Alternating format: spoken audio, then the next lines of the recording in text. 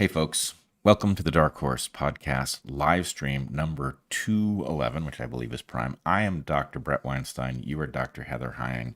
And it is, if my calculations are correct, past the midpoint of winter, almost no matter how you define winter. I imagine you could define winter differently, but if you define it in a reasonable way, either taking the shoulder seasons into account or strictly going from the winter solstice to the spring equinox. Yes, we are halfway through. We are halfway through. We are.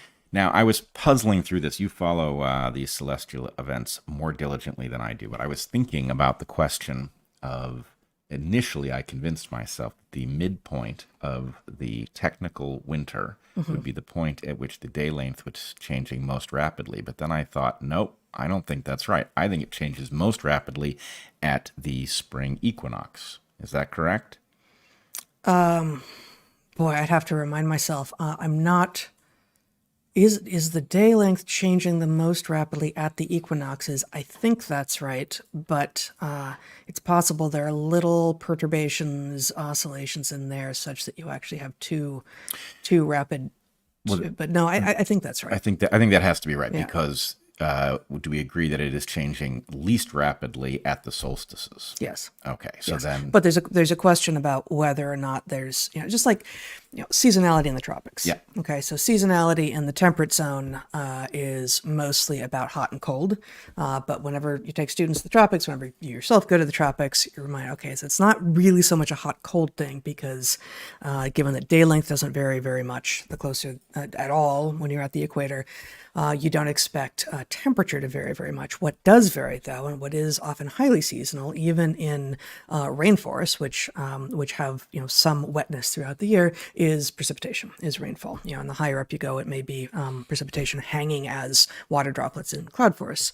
But in even lowland rainforest jungles, colloquially, you do have seasonality, and you have wet and dry seasons is what they say, but it's really wet seasons and wetter seasons. But it's not one wet season a year and one dry season a year. You've got like a longer wet season and a longer dry season and a shorter wet season and a shorter dry season. So I don't know if there might be, and I can't imagine why there would be, but there's so many, orbits to be accounted for, and angles that I don't know if there isn't a quickening of the photoperiod change as you approach the equinox, and then as you go away from the equinox, with maybe a little dip in there. And I don't think the physics works, but I don't think there's a dip, but I do think there are two things that match your description, and both of them will play a role, but I bet it's tiny. Yeah. And in fact, we've been here once before, and somebody weighed in saying that our model was correct, that you shouldn't imagine perfect symmetry here. But the two things that are going to be relevant are the rate of change at the spring and fall equinoxes. Mm-hmm. Is that how you pluralize equinox? Equinorum. So. I'm going to go with equinoxes. Yeah. Just to be perfectly safe and conventional. Sure. Yeah. But I as believe you always are. The rate of change should be slightly different at the two, because, of course, relative to one another. Right. That one of them will truly be the fastest moment of change in the year, and the other one will lag slightly behind it. Mm-hmm. And that the reason will have to do with the non-perfection of the ellipse of our orbit. Yeah. And so anyway, there is some question. The year should not be divided perfectly into 4 quarters, because we're not going around the sun in a perfect circle. Right. And there's a perigee and an apogee question, which will adjust the speed of our hurtling. Yes. So something like that. Absolutely. Yeah. Yeah. All right.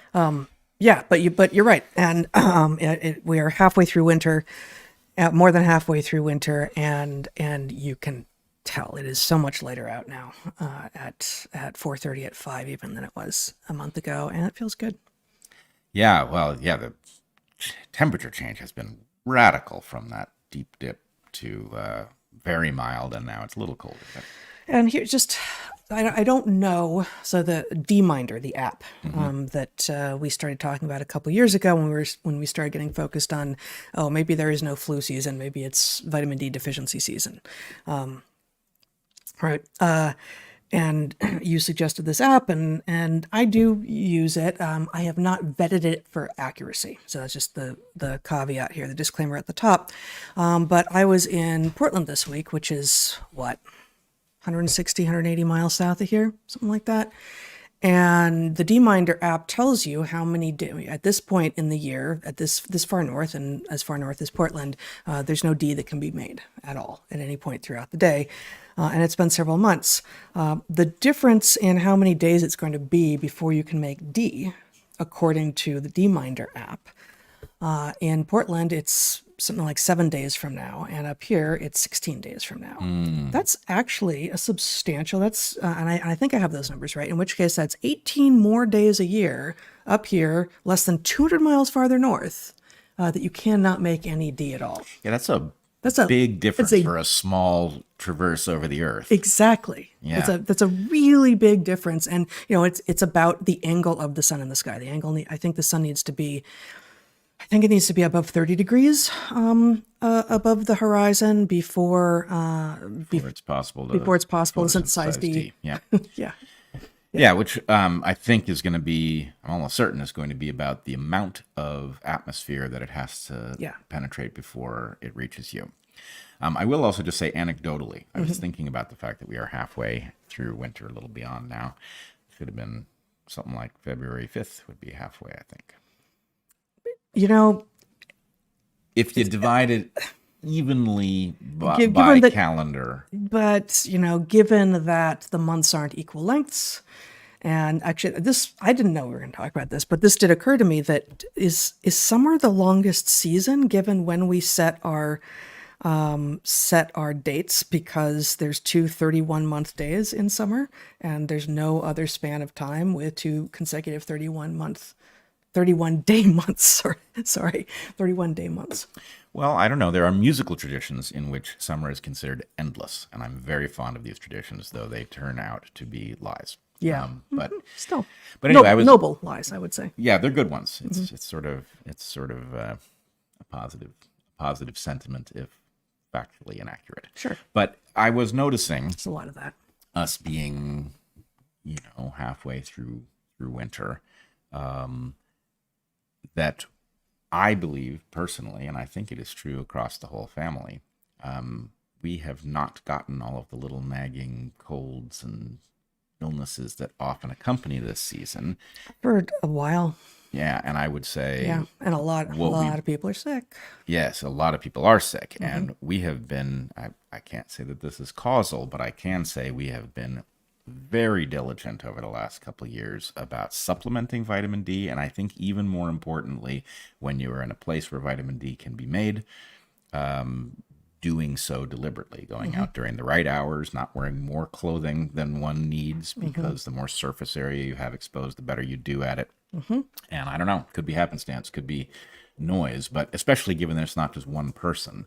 Right, if it's all of us, and you're paying more attention, that's more likely to be accurate. I still vastly prefer not to feel that I have to supplement. Yep.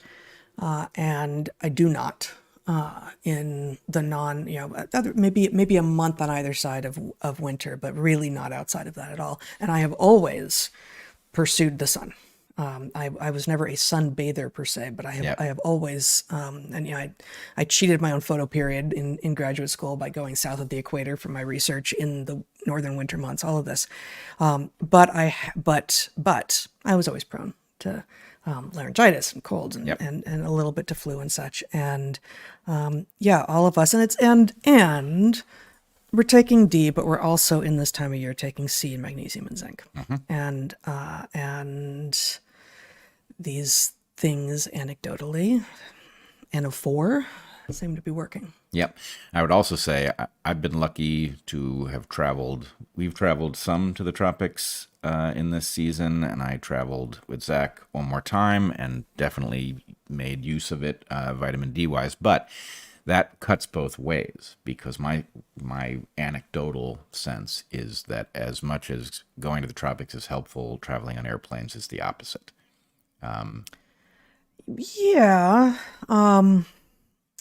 the story the airline industry tells, Yeah, about their filtration. yeah, about their filtration and the UV filters and all of this is somewhat compelling. Yeah, but it's not. I think that is compelling at the level of the recirculation. I don't think there's much that helps you if the guy behind you is coughing and you're vulnerable because Yeah. you're D deficient. No, I think you're right, and I think that I think that the first time I got COVID in February 2020 was on a plane back from LA. Yeah.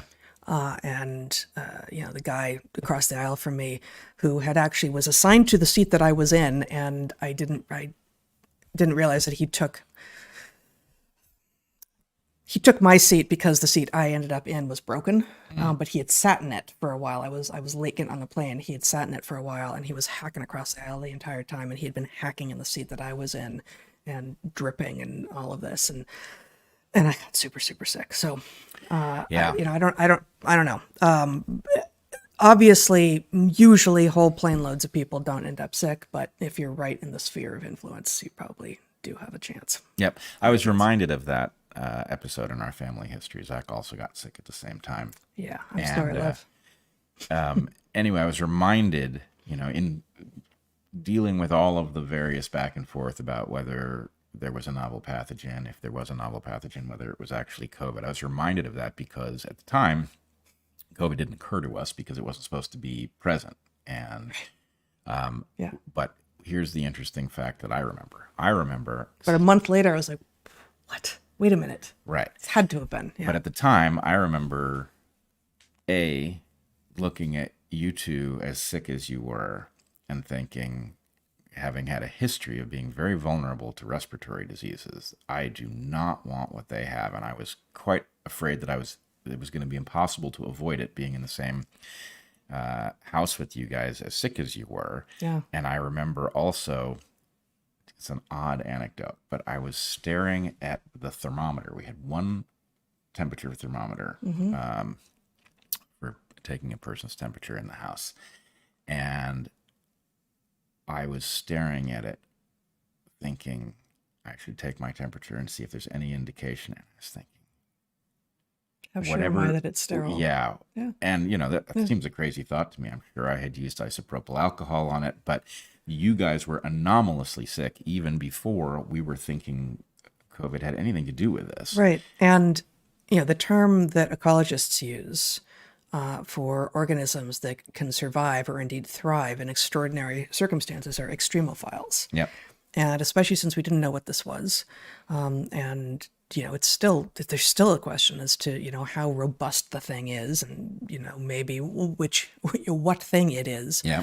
It's not a, deep sea hot vent extremophile. It's not a sulfur pool in Yellowstone extremophile. Right. But extremophile is a thing that, that natural selection can create from some, rare mutation and go like, let's run with that because that's working right now. So, of all of the ways to potentially, if the goal is spread, Yep. if the goal is virulence, and in the modern world, it's, you're being very careful and you're staying away from people, but you share a thermometer, that might well be a mode that is discovered by would-be extremophiles. There's no evolutionary reason something couldn't discover a mechanism to get through the bottleneck that we attempt to create with something like isopropyl alcohol. The one thing that does protect us is that to do so, a pathogen would have to surrender other capabilities, Right.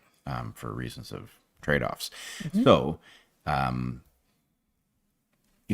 don't expect to see that pathogen, and I think my concern about the thermometer, we now know, whatever was circulating, did not have those special capacities, and indeed wasn't fomite transmittable, at least at first, at all, and as far as we know, still isn't. But nonetheless, the reason it was important to me was just, I have a data point that says I was looking at you and looking at Zach and thinking, whatever they've got, that's odd.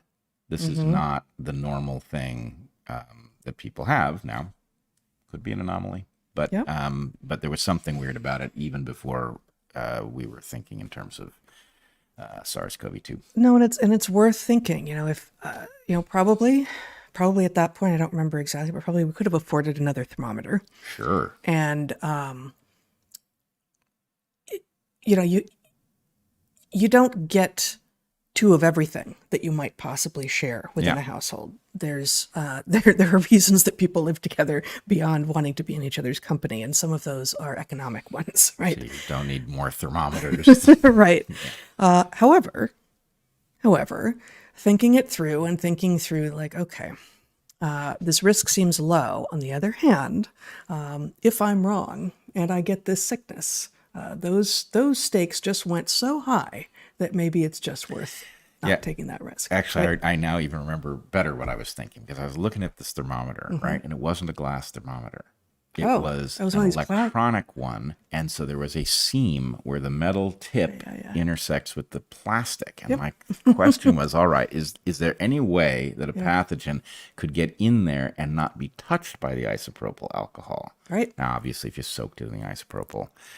But that's there it is, right? I mean, this, entirely a mercury-based, entirely encased in glass thermometer. You just dunk that thing. Yeah, you submerge it in isopropyl or hydrogen peroxide and sterilize it and be on your way. But yeah. All right.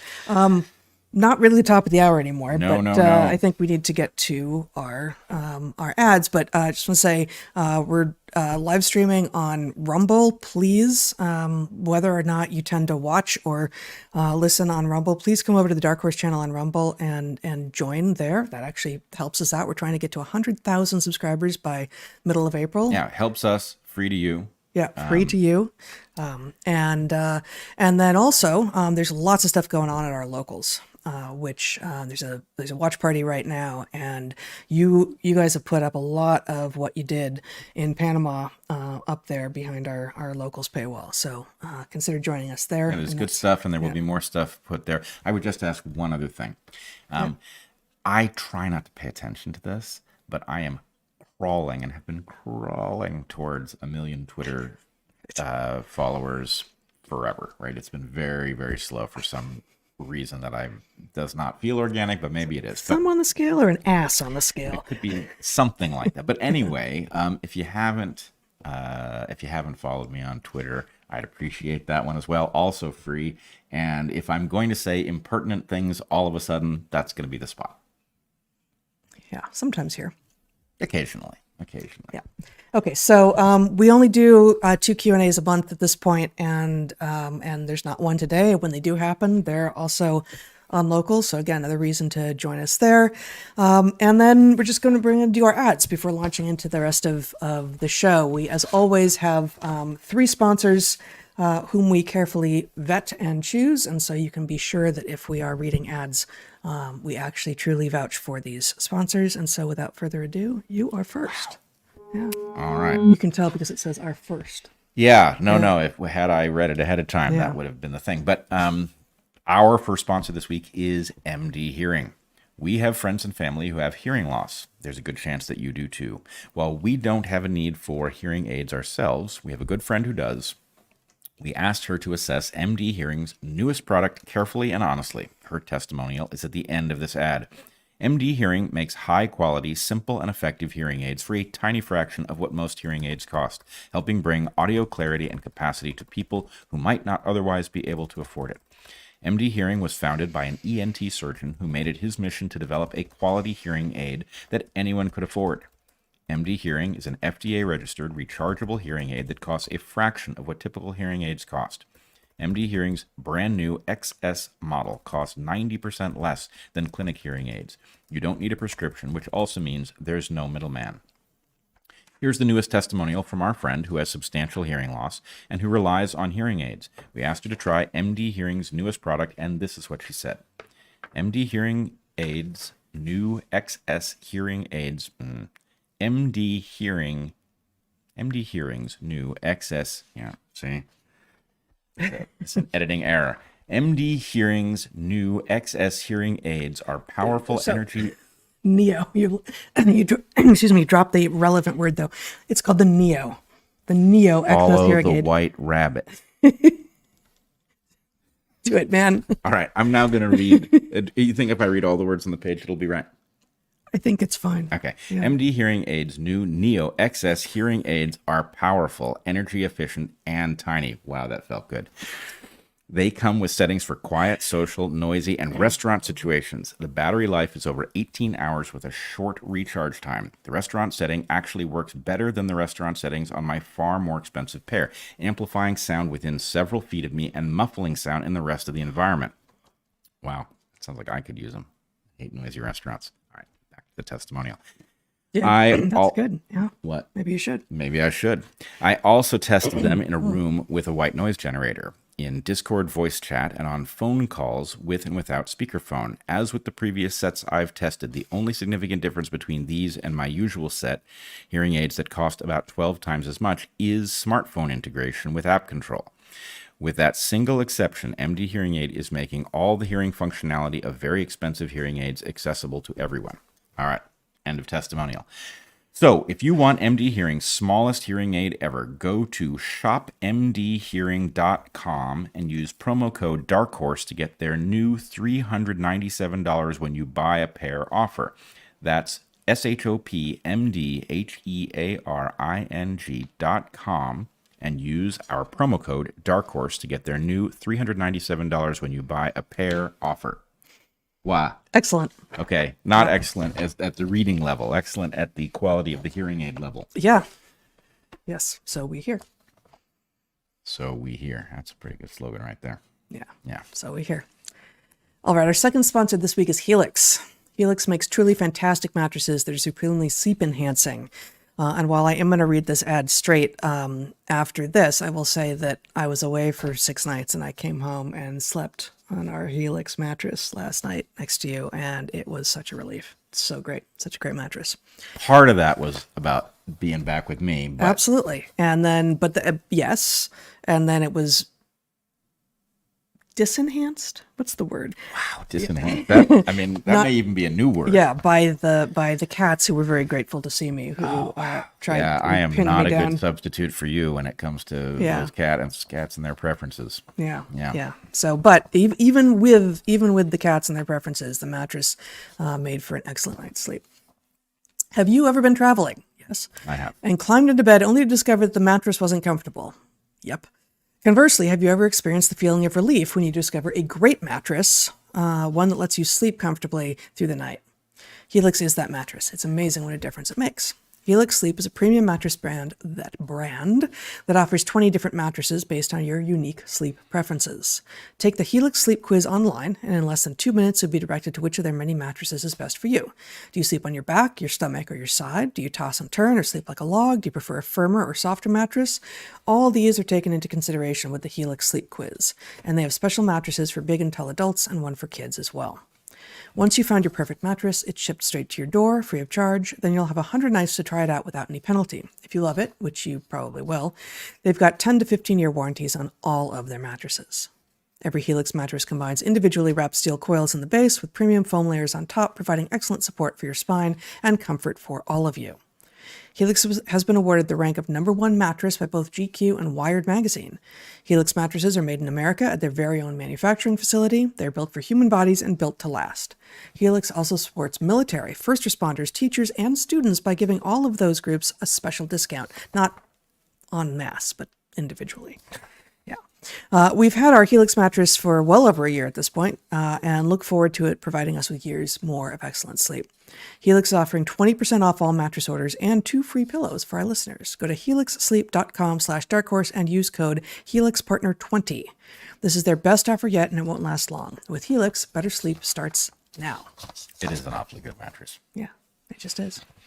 And finally, our final sponsor this week is Ancient. It's Armra. Armra is colostrum. Colostrum is the first food that every mammal eats, produced in the first 2 or 3 days of an infant's life, and is nutritionally different from the milk that comes in afterwards. Mammals have existed for 300 million years, give or take a few tens of millions of years, and the first food every mammal has eaten is colostrum. Colostrum serves many vital functions, including that of protecting and strengthening the mucosal barriers of infants before their own barriers mature. Modern living breaks down your mucosal and immune barriers, and Armra is the superfood that builds it back. Armor colostrum protects and strengthens your body's barriers, creating a seal that guards against inflammation and everyday toxins, pollutants, and other threats. Armor uses their cold chain biopotent technology to concentrate colostrum's 400 plus living nutrients into their most pure and bioavailable form. According to a review published in the journal Clinic Nutrition Open Science in 2022, bovine colostrum has been used to treat cancer, AIDS, polio, heart disease, and rheumatoid arthritis. It is a general anti-inflammatory, and its use in adults is known to increase lean muscle mass, improve athletic performance and recovery time, support healthy digestion, and reduce allergy symptoms. Armor starts with sustainably sourced colostrum from grass-fed cows from their co-op of dairy farms in the U.S. They source only the surplus colostrum after calves are fully fed, and unlike most colostrums, which use heat pasteurization that depletes nutrient potency, Armor uses their cold chain biopotent technology, an innovative process that purifies and preserves the integrity of hundreds of bioactive nutrients, while removing casein and fat to guarantee the highest potency and bioavailability of any colostrum available on the market. The quality control is far above industry standards, including being certified to be glyphosate-free. Benefits of Armor's colostrum also include clearing of blemishes, shinier, thicker hair, stabilization of blood sugar levels, and acceleration of fat burning. And colostrum has been shown to significantly improve fitness endurance and significantly decrease recovery time after intense exercise. Armor has a special offer for the Dark Horse audience. Receive 15% off your first order. Go to tryarmra.com/darkhorse or enter Dark Horse to get 15% off your first order. That's tryarmra.com/darkhorse. You ever look at mammals and think, Yes. that's a really weird thing to have covered them in? Some, a little bit, but not really, because honestly, I look at more basal reptiles who have the thing that hair evolved from, which is scales. And I think, yeah, I get scales, and I feel like I get fur. But then I look at birds, Yeah. which are also reptiles, and I look at what their scales have turned into, and they still have scales. You look at their legs and such; they do have scales. But then feathers are also homologous with and downstream of scales. And I think if you're thinking scales, feathers, fur, which is weirdest, I'm going with feathers. Well, I think feathers are coolest. The level of the geometry that causes the filaments of the feather to function like little self-adhering zippers. That thing's pretty awesome. And that's only, and there are multiple types of feathers on almost all birds as well. So that's flight feathers. Yeah.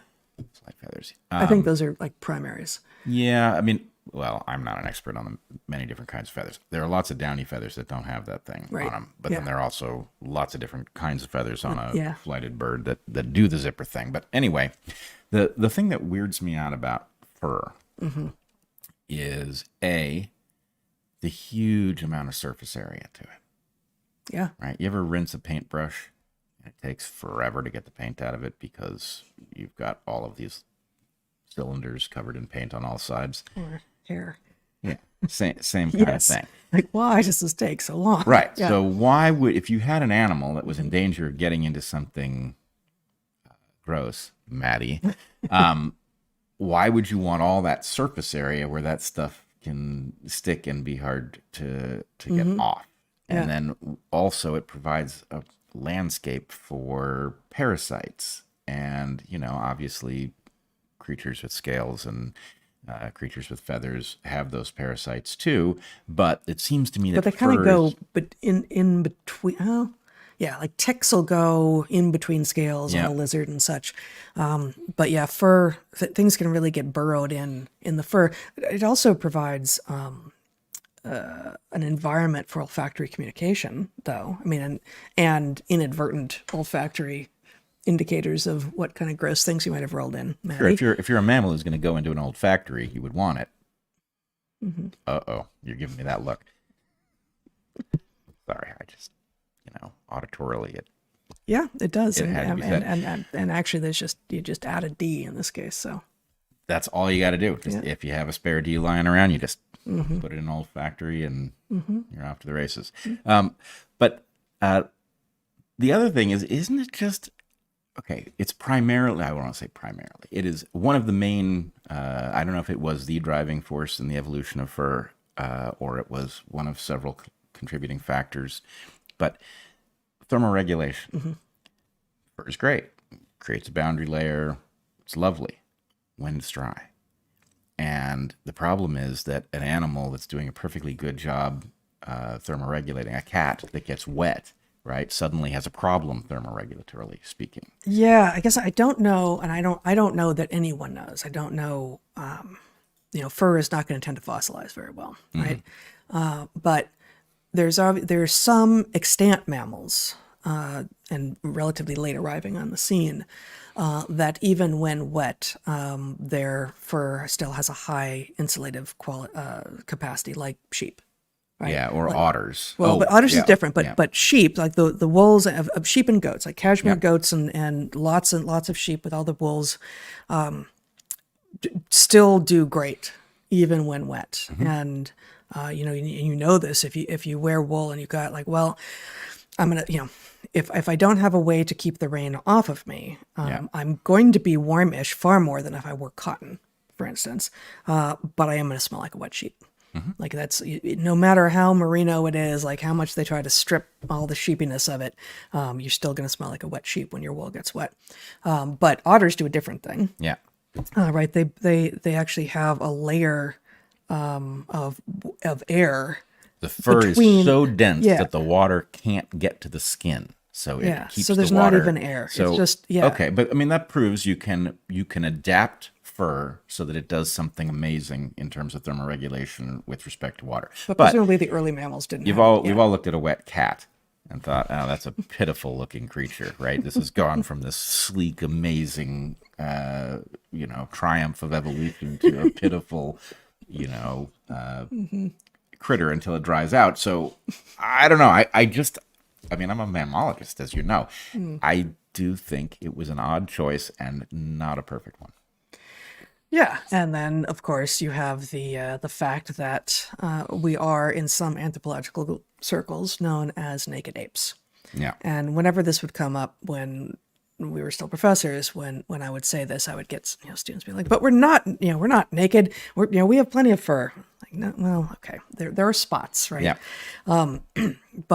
But mostly we've gone and lost it. And that is highly unusual. The aquatic forms. Yeah. Some of the aquatic forms have lost their fur. Not all of them, otters, as we have talked about. But the other main, I guess, the three other evolutions of aquatic mammals, re-evolutions of aquatic forms of mammals, of all the cetaceans, the whales, including the toothed whales, the dolphins and orcas, manatees and dugongs, and the pinnipeds, the seals, sea lions, and walruses. Seals, sea lions, and walruses who spend, depending, some time on land, have weird, like very sparse kind of coarse hair-ish. I don't think any mammal has lost it entirely. None, right? But none of them have rich coats. Right?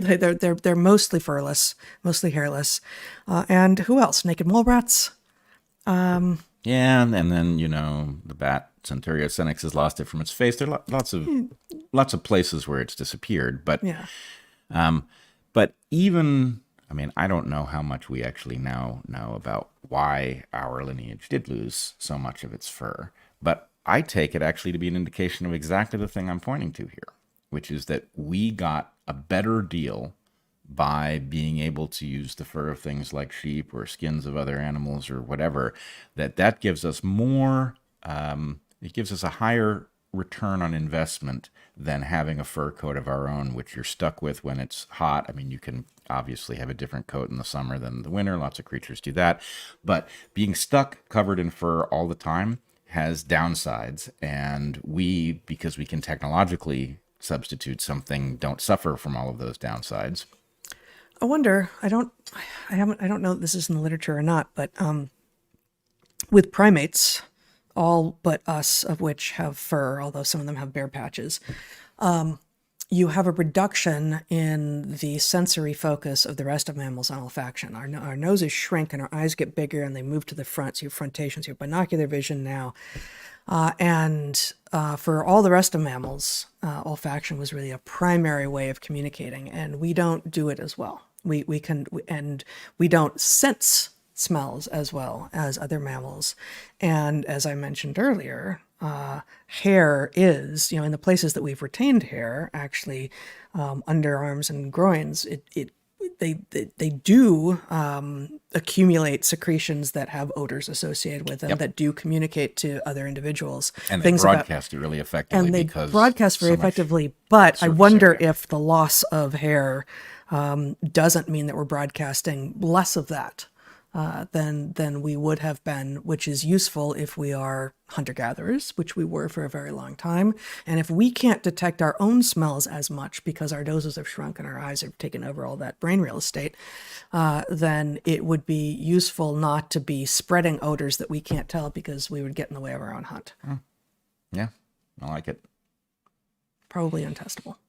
Yep. Yeah. At least during the podcast, Well, right? yes. There's no time, there's no budget. There's definitely no budget. Time traveling machine being expensive as they are. Yes. Yeah. Absolutely. Okay. I believe that you wanted to start with some... Subject matter, even. Yeah. This was subject-y. Yeah, it was. It was it was impromptu. Yeah. Which is good. Yeah, I wanted to talk about a few different things. The first one has to do, and it's funny, I told you what I wanted to explore, and then in trying to find some example visuals, I convinced myself that I was using a label that wasn't optimal. Okay.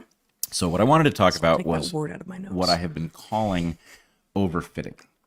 And overfitting is a term that exists in statistics, but it has been taken over. The majority of thinking on it is now in places like machine learning. Okay.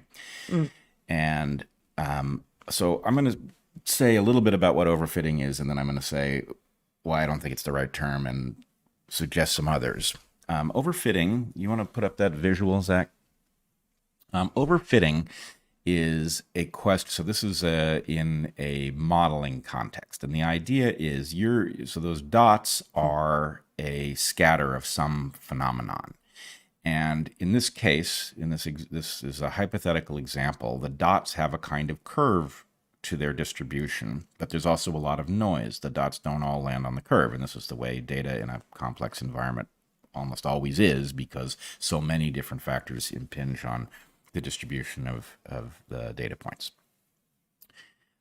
So overfitting is the case where you force the model to embrace all of the fluctuations in the data, and you miss the overarching thing that explains their pattern most usefully. And so the problem in a machine learning context is if you train your machine on this data and it overfits, it gets all the noise in the data and it includes it in the model, then that model correctly predicts the data that you trained it on and doesn't predict any other data set because the noise will be dissimilar. And I should just remind people, when we talk about noise, noise is always the result of other processes that you're not interested in. It's not fundamentally noise. You could study those other processes if you wanted, but if you're interested in, for example, let's say you were interested in the relationship between interest rates and home buying, and you looked at the rate of home buying, there'd be a lot of noise. And one of the factors would likely be the weather and how conducive it was to home shopping, right? Is it the kind of weather that gets you to want to go and drive around and look at houses, which then results in people making offers and buying homes, or not? So weather is a factor, but if you're looking at the influence of interest rates, weather is noise, right? You could also ask the question. Also called a confounding variable. Right, confounding variable. But so if you're building a model, what you want is the right number of factors so that your model that you build based on observations, the inductive part of the process, then becomes predictive of behavior in other contexts where you can say, well, the interest rate is doing X. I expect the rate of home buying to do Y, like that. Okay, so that's what overfitting is the tendency to include too much in a model so that it fits the exact pattern that you've seen. You want to just put that visual back up, and since some people can't see it, walk through. I mean, I think it's a nice, clear visual. I don't know if you want to give it source, but underfitting here is also nicely visualized. Yep. Because what people who haven't been in this area before may not recognize is that it's very easy to say draw a line. Yep. Right. So to ask an algorithm or to just say I'm going to draw a straight line through data, and the fact is that many times an XY plot, a straight line is not the best fit. And so, you're talking about underfitting, overfitting. Well, best fit is also the word that will tend to be used. And just right, it depends on what you're trying to do, right? So, I think that this is good because it's vague. It's totally abstract, right? We don't know what it is that is being plotted here, but it looks like the straight line misses real variation at low x, right?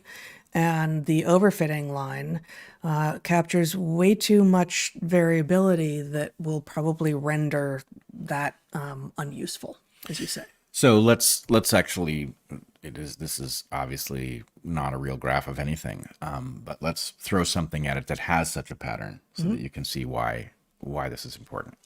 Let's talk about mortality versus age. If age is on the x-axis and the number of individuals who die at that age is on the y-axis, so y is the dependent variable, then we do have in many creatures, including humans, we have a increased level of mortality in the first year of life, which then becomes spectacularly low if you survive your first year, and then it goes up.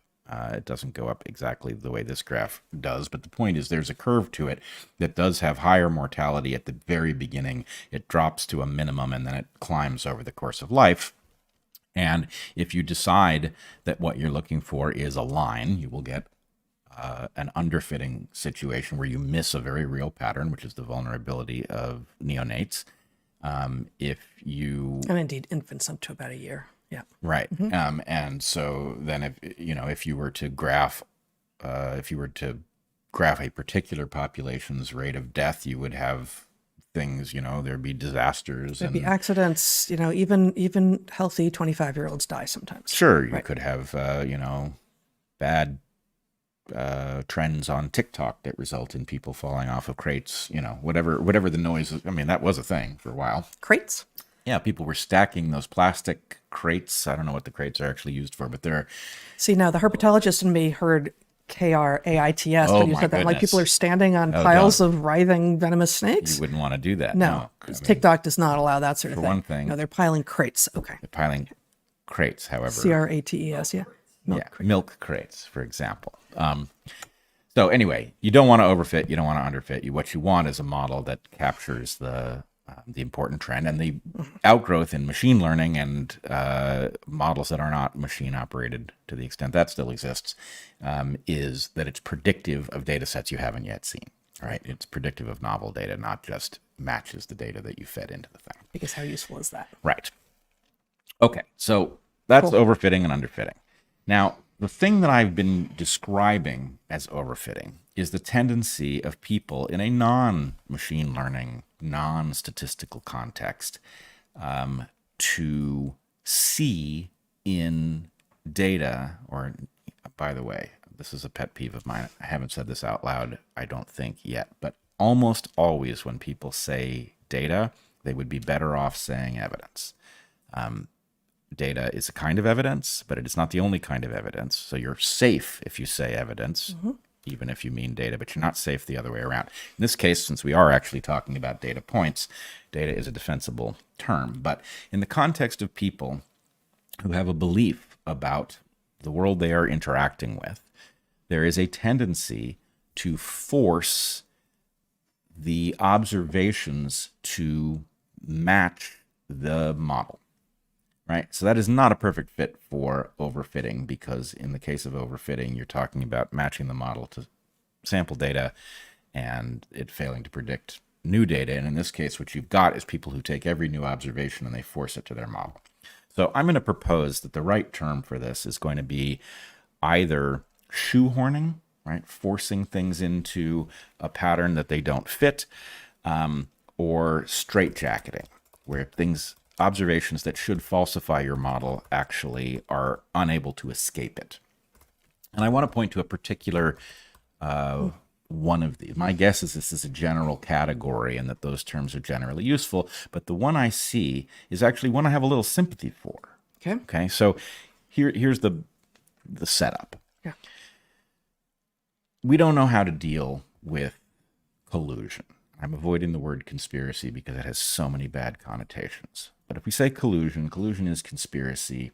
And the problem is when people realize that they are living in an era where they need to think about collusion because it's actually not a minor fact of our environment, they do not understand that they have stepped into a realm where the philosophical toolkit, the scientific toolkit that they've been handed, now has a challenge that has to be addressed with extreme care.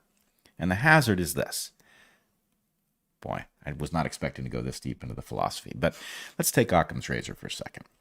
Occam's razor is the principle that the simplest explanation for a given set of observations tends to be correct. All else being equal. Right, all else being equal. And I would also say that the problem with Occam's razor is that it is simultaneously the fundamental principle of science, that the way we decide what is likely to be true, the way we update our models of the universe over time, is that we apply the principle of parsimony, right? There's a set of things that are facts, and whatever explanation we have that explains those facts, either by assuming less or explaining more, and hopefully both, whatever integrates the assumptions at the lowest level and the explanatory power at the highest level is the explanation. It's our working model. And my argument is that actually Occam's razor, simplest explanation tends to be true, could be rephrased as given all of the evidence, the simplest explanation is always true. If you had if you had infinite information about every observation from every side, then the simplest explanation that explained all of it with the least assumptions would always be right. And so when you land on when you find yourself in possession of evidence of conspiracy, for instance, or collusion, and if you turn out to be correct, part of what you have discovered is that you knew less about the system than you thought. Right. And so the example that makes this perfectly clear is the process of framing, right? If we say, Ned was convicted of murder, and then somebody says, yeah, but he was framed, right? What they are alleging is that the reason that the evidence led the court to convict him was that somebody organized the evidence so it would point to this guy, right? So if we take this example, what the court saw, the simplest explanation is that Ned committed the crime, right? If the court had had access to the fact that there was a meeting of people, and at that meeting, a transcript of the meeting would reflect, well, how are we going to arrange the evidence so that the cops pick up Ned and he's then convicted? If you knew that that meeting had happened, then the point is, oh, well, in light of that evidence, the simplest explanation is that Ned was being railroaded for some purpose, right? So, okay. In the universe, if you had all the evidence, then Occam's razor could be phrased much more strongly, and it would be a law, not just a principle. But we never have all the evidence. So, at the point that we are talking about collusion, we are inherently talking about some analog of framing, right? Collusion always involves the evidence leading you to a wrong conclusion. So that point is, I'm going to deny you the evidence of our meeting, and I'm going to leave you with the evidence of X, Y, and Z. And given that you have a bias and you can see this evidence and you don't know the evidence you can't see, you're going to reach a wrong conclusion. That's what collusion does, right?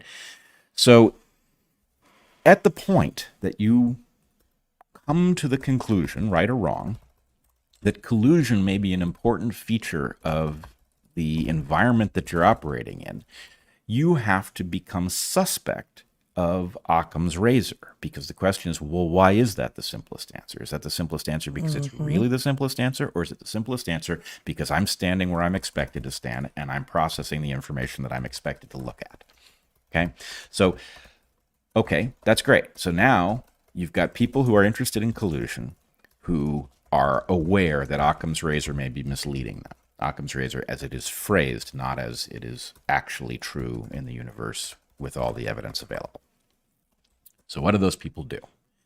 Well, what they do is they turn down their dependence, their reliance on Occam's razor, which is the correct thing to do if you don't have all of the evidence and you want not to be fooled by those who would collude against you.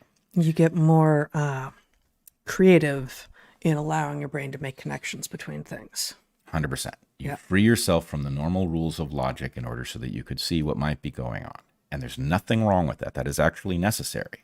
However, you cannot then decide that the quality of your thinking is as it would be if you were in a laboratory where you controlled all of the inputs and you knew that the lab bench wasn't conspiring against you. So the point is, The bench itself. I mean, in a universe where the bench conspires against you, then you can't rely on the fact that the contents of the test tubes are really telling you anything, because it may be that the bench is tricking you using the test tubes somehow. But that's not how it works. In the world of people, we mislead each other. And so, yes, you have to relax your standards in order to think about collusion. No, you don't get the same level of strength of conclusion out of it. You have to be more careful than regular folks doing regular work on, if you go into the field and you study the behavior of frogs, as you did, right? You don't have to worry that somebody is arranging the frogs, because what would have to be true? A, why would anybody want to trick you through frogs? And B, what would they have to act? You'd see them arranging the frogs before you got to your study site. So you can just assume the frogs are probably doing whatever the frogs do. Nobody's trying to trick me, right? But the realms where that's not true, you have to relax your standards, but you also have to treat your conclusions with a kind of skepticism that is very rare amongst those who actually think about this stuff. So anyway, what they do is they do this straitjacketing or shoehorning thing. And I'm in a weird position now because, I now am the subject of many a hypothesis of collusion. You can be pretty sure they're not true. You can't be as sure as I can be, but you... That you aren't involved? Right. Right. Yeah. But in terms of people who don't know us, haven't known us for years, who've just come across us on the internet, right? They don't know, right? No, and nor should they. I mean, right. we have to, just as we say to everyone, always said to our students, we have to earn your trust. Right. You do not simply trust us because we have the right credentials. Certainly not because we've seen that abused for hundreds of years. So my point is, look, I am in a great position to watch the behavior of the people who are doing this work in public, because they're talking about me, and I can be certain of whether things that they land on are true or not in many cases, right? So the point is, Bret's one of the new gatekeepers, and he's part of a network of cross-promoters that the mainstream blah, blah, blah is using to X, Y, and Z. And it's like, well, okay, let's start at the bottom of that tree of contingencies. One of two things has to be true. Either the allegation is that I am knowingly part of such an entity, in which case I would know it. You would. And you on the internet can't know for sure that I'm not lying to you, but I can know that your accusation is inaccurate. And so I can say, oh, this person is sloppy because they've landed on a conclusion that they're certain of, and I know it's wrong. But the argument will come back, and this was the alternative to you might know it. Maybe you don't know it. Maybe you're part of this this vast conspiratorial network of future Orthodox agents, and you just don't know it. Unwitting. Now, if I'm an unwitting agent of these people, well, I can't be certain that's not true. But then again, it means nothing. Because the point is, we know we live in a world full of propaganda, which is people trying to persuade us of things that aren't true, so that we will, mouth off on Twitter about them or whatever. So the point is, okay, either this is an empty accusation or it's a wrong accusation. If it's, you're an agent of Goliath and you don't know it, well, yeah, okay, maybe, but you might also be. If it's you are a witting agent of Goliath, and the answer is, well, I know you're not going to take my word for it, but no, your logic is sloppy. So shoehorning, of your two possible terms, shoehorning doesn't really have a connotation beyond like I've got a thing and I'm going to fit it into this other thing. But straitjacketing does have this additional connotation of once I get you into this, you are constrained. And I think that some of what you're seeing, some of what you're responding to here is frankly driven by a desire to constrain you, a desire to steer you in a particular direction, as opposed to just making a pronouncement because they think they're so clever and have overfit what they see onto a guy that they think they know because they see him on the internet. Well, I think you're pointing to a level I wasn't going to get to, which has to do with why people are sloppy. And let's put it this way. We are all human beings with interests in the world, right? You and I have endeavored to be very careful, and we have tried to reach the truth as rigorously as possible, to do our work in public. We have made errors. We have corrected them. It's painful. But the point is, you and I are more or less functioning as, I hate the term brand, but our identity is we're going to do our work in public, and we're going to try to get to the truth. And you can come along for the ride, and you can watch us do this, and you can disagree. And we may even hear you disagreeing and respond to you and all of that. And actually, maybe entirely, but certainly almost entirely, this is draft. Yep. Right? Like this is not like the book that we wrote. That was a final product, and it's got errors and such in it too. But that was meant to have staying power and to be something that we can refer back to and other people refer back to. And that's the nature of reference of the written word, right? Yep. And it's far less prepared than, it's not inherently the nature of the spoken word. I always prepared a lot more for lectures. Yep. Right. But this is, okay, let's figure out some things that look interesting and do a little dive into it and then talk actually without having had the conversation in advance. Yep. And see where it goes. And boy, there's no net. Yeah. It's risky, but it's precisely the willingness to take that risk and to then come back when we made mistakes in doing so and saying, this was wrong, and here's how we know, or here's how we found out, and here's how you might have known, or here's how we might have known in advance that wasn't the right way to go. And it is that process.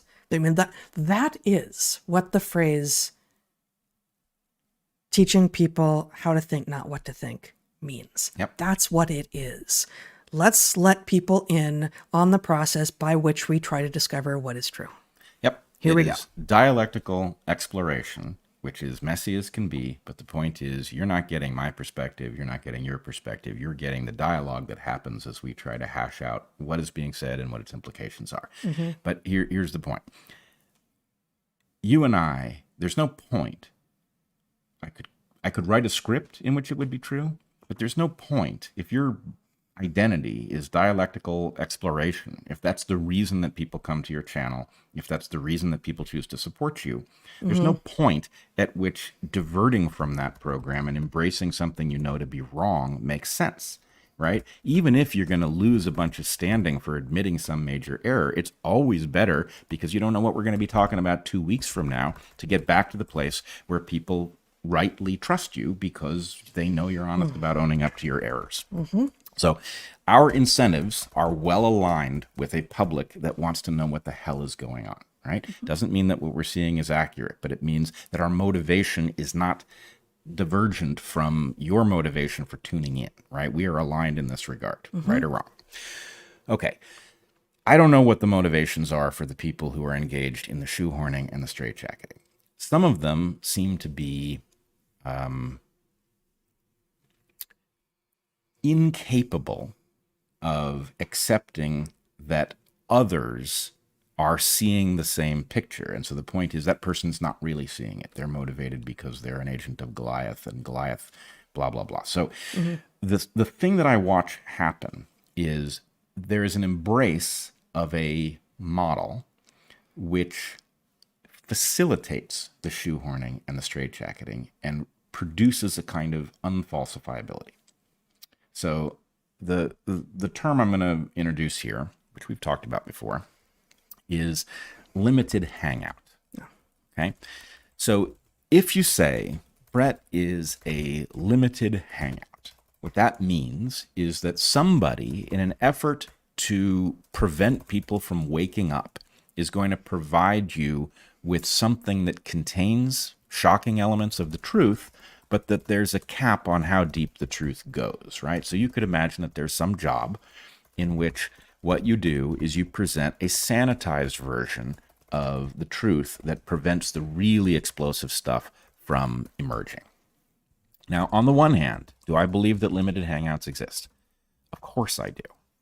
Absolutely. I think that this has been an important feature of our landscape since the Kennedy assassination, at least, where we see lots and lots of exploration of the nonsense that's obvious in the story of that assassination that contains elements of the truth fused to elements that are nonsense. And so the point is, it prevents us from ever reaching resolution on what actually happened. So yeah, limited hangouts exist. Again, either limited hangout means you know that that's what you are, or it means nothing because it means that somebody has, let you see part of the truth, but they're still obscuring something else, which is almost undoubtedly true for all of us. So if it means something, Bret's a limited hangout, and then Bret would know that he was a limited hangout, then I also know that this is wrong. But then it allows me to go and look at what happens in the context of somebody leveling this accusation. Mm-hmm. Well, what happens is they now have a model that has built into it an immunity to falsification. It's not just a verificationism, but it has an immunity to falsification because anything I say that's shocking and seems to go against Goliath's interests, oh, well, he's a limited hangout. I told you that. Yeah, and of course he's gonna give you the shocking stuff. That's how he gets you to join his audience, and then it limits what you can see because now that you're listening to him, you're not going to get the real stuff, right? Which only we real people are trafficking in, right? So the point is, okay, well, you've now built. It's so tiring. Yeah, it's tiring, but it's also fascinating, and it is interesting to be on the side of it where you actually know for sure that you don't have to worry as we do with other people about whether they really are a limited hangout, because in my case, I'm just in a position to say, nope. Right. But I mean, you just alluded to it. In this landscape, in this era, we all need to be concerned about where we are getting our information and who the people we are getting our information from actually are and what they're up to. Yep. And I think in part, you, but also you and I together doing this every week have generated not just goodwill, but the trust of people. And we were able to do it, I think, for a few reasons, because the evolutionary toolkit forces you to be a careful, rigorous thinker if you are wielding it with any kind of precision, as opposed to just sort of waving your arms and looking for cool stories. But also because of the particular academic jobs that we had that allowed for and really, were the most rewarding when you really did go deep with students and explore things that were going to be uncomfortable and counterintuitive and not what they wanted to hear. And sometimes, comfortable and intuitive, of course.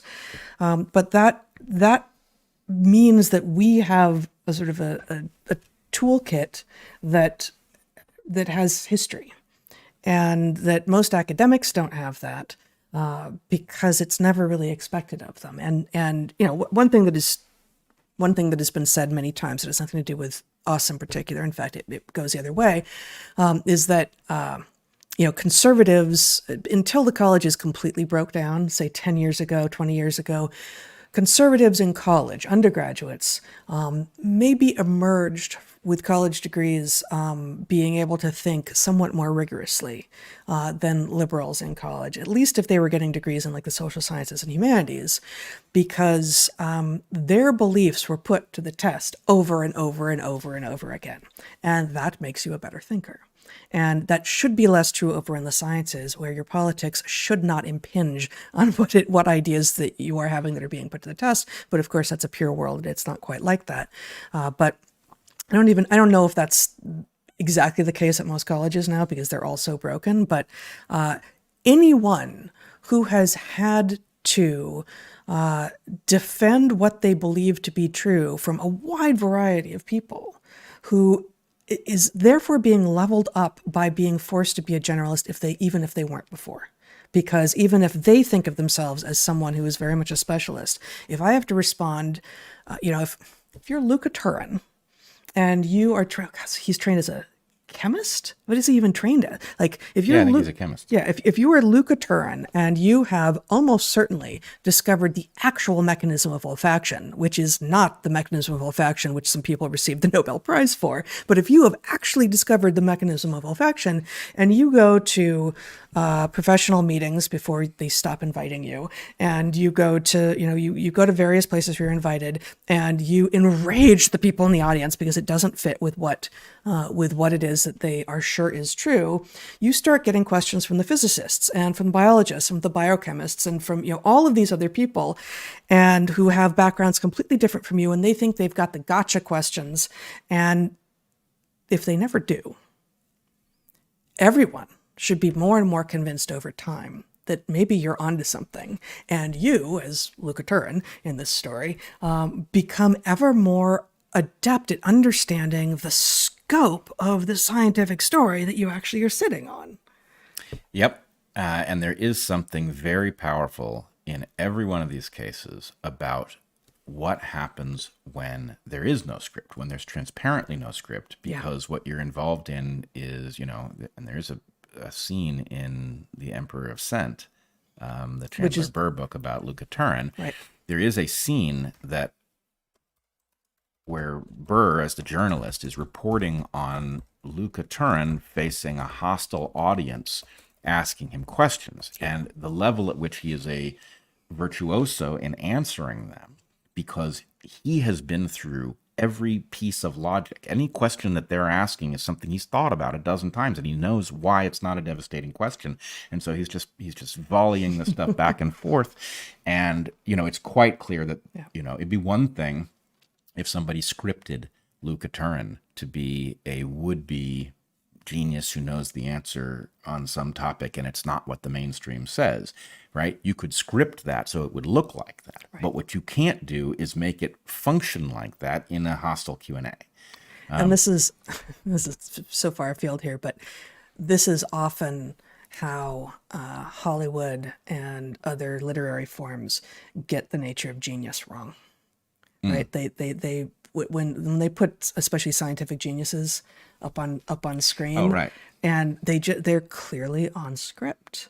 They don't go off script. Like, actually, no, the brilliant people go off script, and that's how you know. Yeah, it's been beautified in a way that rings hollow, just the same way when Hollywood portrays, the hacker, right, defeating the ticking whatever bomb. It just doesn't look right. Yeah. Right? Anyway.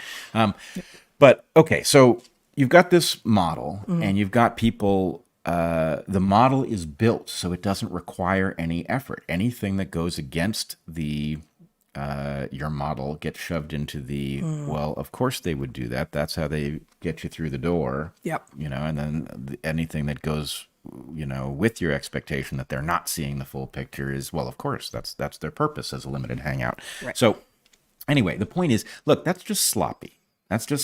And it's not the right way to think about collusion, even though limited hangouts are real and propaganda is real and being wrong is a feature of the landscape for all of us, unless there is one, and this is a digression, maybe return to it another time, but a lot of the people doing this, their claim is they actually had COVID right from the beginning. All right. Right? Now, there is one way that you could have done that. And the way you could have done that is with total cynicism about anything you were told. And the problem with the COVID landscape was that because everything was distorted, a total cynic actually had an advantage in that they didn't accept anything. And that meant that all of those pieces of bullshit just didn't get through. But here's the point. I'm not saying maybe you are smart, and that's how you arrived at a level of cynicism that was appropriate to the propaganda. But You have that to have arrived there, though. Right. If you start from either faith or cynicism, then that's not a flexible and therefore an intelligent position. Right. You will, in other words, you have to outcompete an inanimate object for resistance to propaganda, right? A chair doesn't accept any propaganda. It doesn't make a chair clever, right? So, there are some people who I think did arrive there early as a result of a carefully refined model that was ahead in detecting the level of cynicism, but not very many, right? That's a rare position. And those people will have made mistakes too, because it's a complex landscape. And if you mentioned COVID, if you mentioned SARS-CoV-2, then the point is you're already in the landscape of trying to sort wheat from chaff, right? And the point is there was an awful lot of chaff. Yeah. But okay, so there's one more level here. In addition to just the basic argument, you are a limited hangout, and therefore there's nothing you could throw at me that I can't fit into that model. So this is the reason that overfitting is on my mind. It's not that what they're engaged in is overfitting, at the technical definition that I provided at the beginning. It's that they are failing to detect their own having engaged in overfitting, right? At the point that they have a model that fails to predict the future, right? If it were a machine, the people who program the machines would say there's something about this model that's wrong. Is it overfitting, right? At the point that it's a human being doing this, they don't detect it. They do not. So, for example, I took all kinds of crap, as you know, for my Tucker interview, the first of the recent ones. That was over the question of COVID. Yep. And the point was that this was the new narrative, gatekeeping, blah, blah, blah, that, Goliath is trying to regain control over the COVID narrative. And so I just have to say, at one level, Yep. anyone who thinks you're a gatekeeper has clearly never met you. But even if you wanted to, you just don't have the chops. Right. No. It's just not. It's not in your Where did I arsenal. put that gate? Sorry. That could be a scandal. It could be Gate. No. Yeah. Yeah. Also the bad puns. You don't want a gatekeeper who can't resist the opportunity to make a pun. Yeah, It's just not effective. But anyway, the point is, all right, if people were crowing about my inappropriate use of rhyme in declaring that there was a dream team, which again, what I said was all the smart people are on it. And a bunch of people were like, why am I not on it? Well, gee, I think you may have answered your own question. But okay, so they're all crowing about gatekeeper and, Bret thinks he's in charge of the dream team, which I, of course, never said. I just said there is one and it has all the smart people. But anyway, okay, so people are crowing about this. Then I end up back on Tucker talking about the migration, the invasion that appears to be embedded in the migration, or at least that's a viable hypothesis, and the even scarier hypothesis, which we may talk about later, about whether the mRNA vaccines that were distributed across the Western world could be somehow involved in that hypothetical invasion embedded in the very factual migration. That should have caused people who thought I was some kind of new gatekeeper and Tucker is some kind of new gatekeeper, should have caused them to say, that doesn't sound like something that Goliath would want talked about at this level. But instead, what they did was they resorted to this model that cannot be escaped, right? And the point is, yes, there were those of us who were on this for years and years and years, and you're a latecomer, and what you're doing is you're trying to get ahead of the story or whatever they're saying. So they had a falsification. Well, but is it the same people? Yeah. Okay. Oh, yeah. Yeah, they've become... Because, I mean, it's so hard to track, and so many of these accounts aren't individual organic beings, right? Who are doing things of their own accord. That one of my default assumptions is you're always going to get the same kinds of arguments whenever they could plausibly fit right now. And almost, it doesn't matter that these arguments are inconsistent from moment to moment. From, if that's true now, it wasn't true then, and therefore your argument doesn't fit. Well, that doesn't matter. Because these people, if it really is organic people or people paid by some entity, whatever, just to cast suspicion and fog on you and Tucker Carlson and me, like everyone, if the point is not we're going to put together a coherent story, like you're living your life and it's a coherent story. It's got its incoherent moments. You decohere sometimes, but like it's a lifeline, right? It's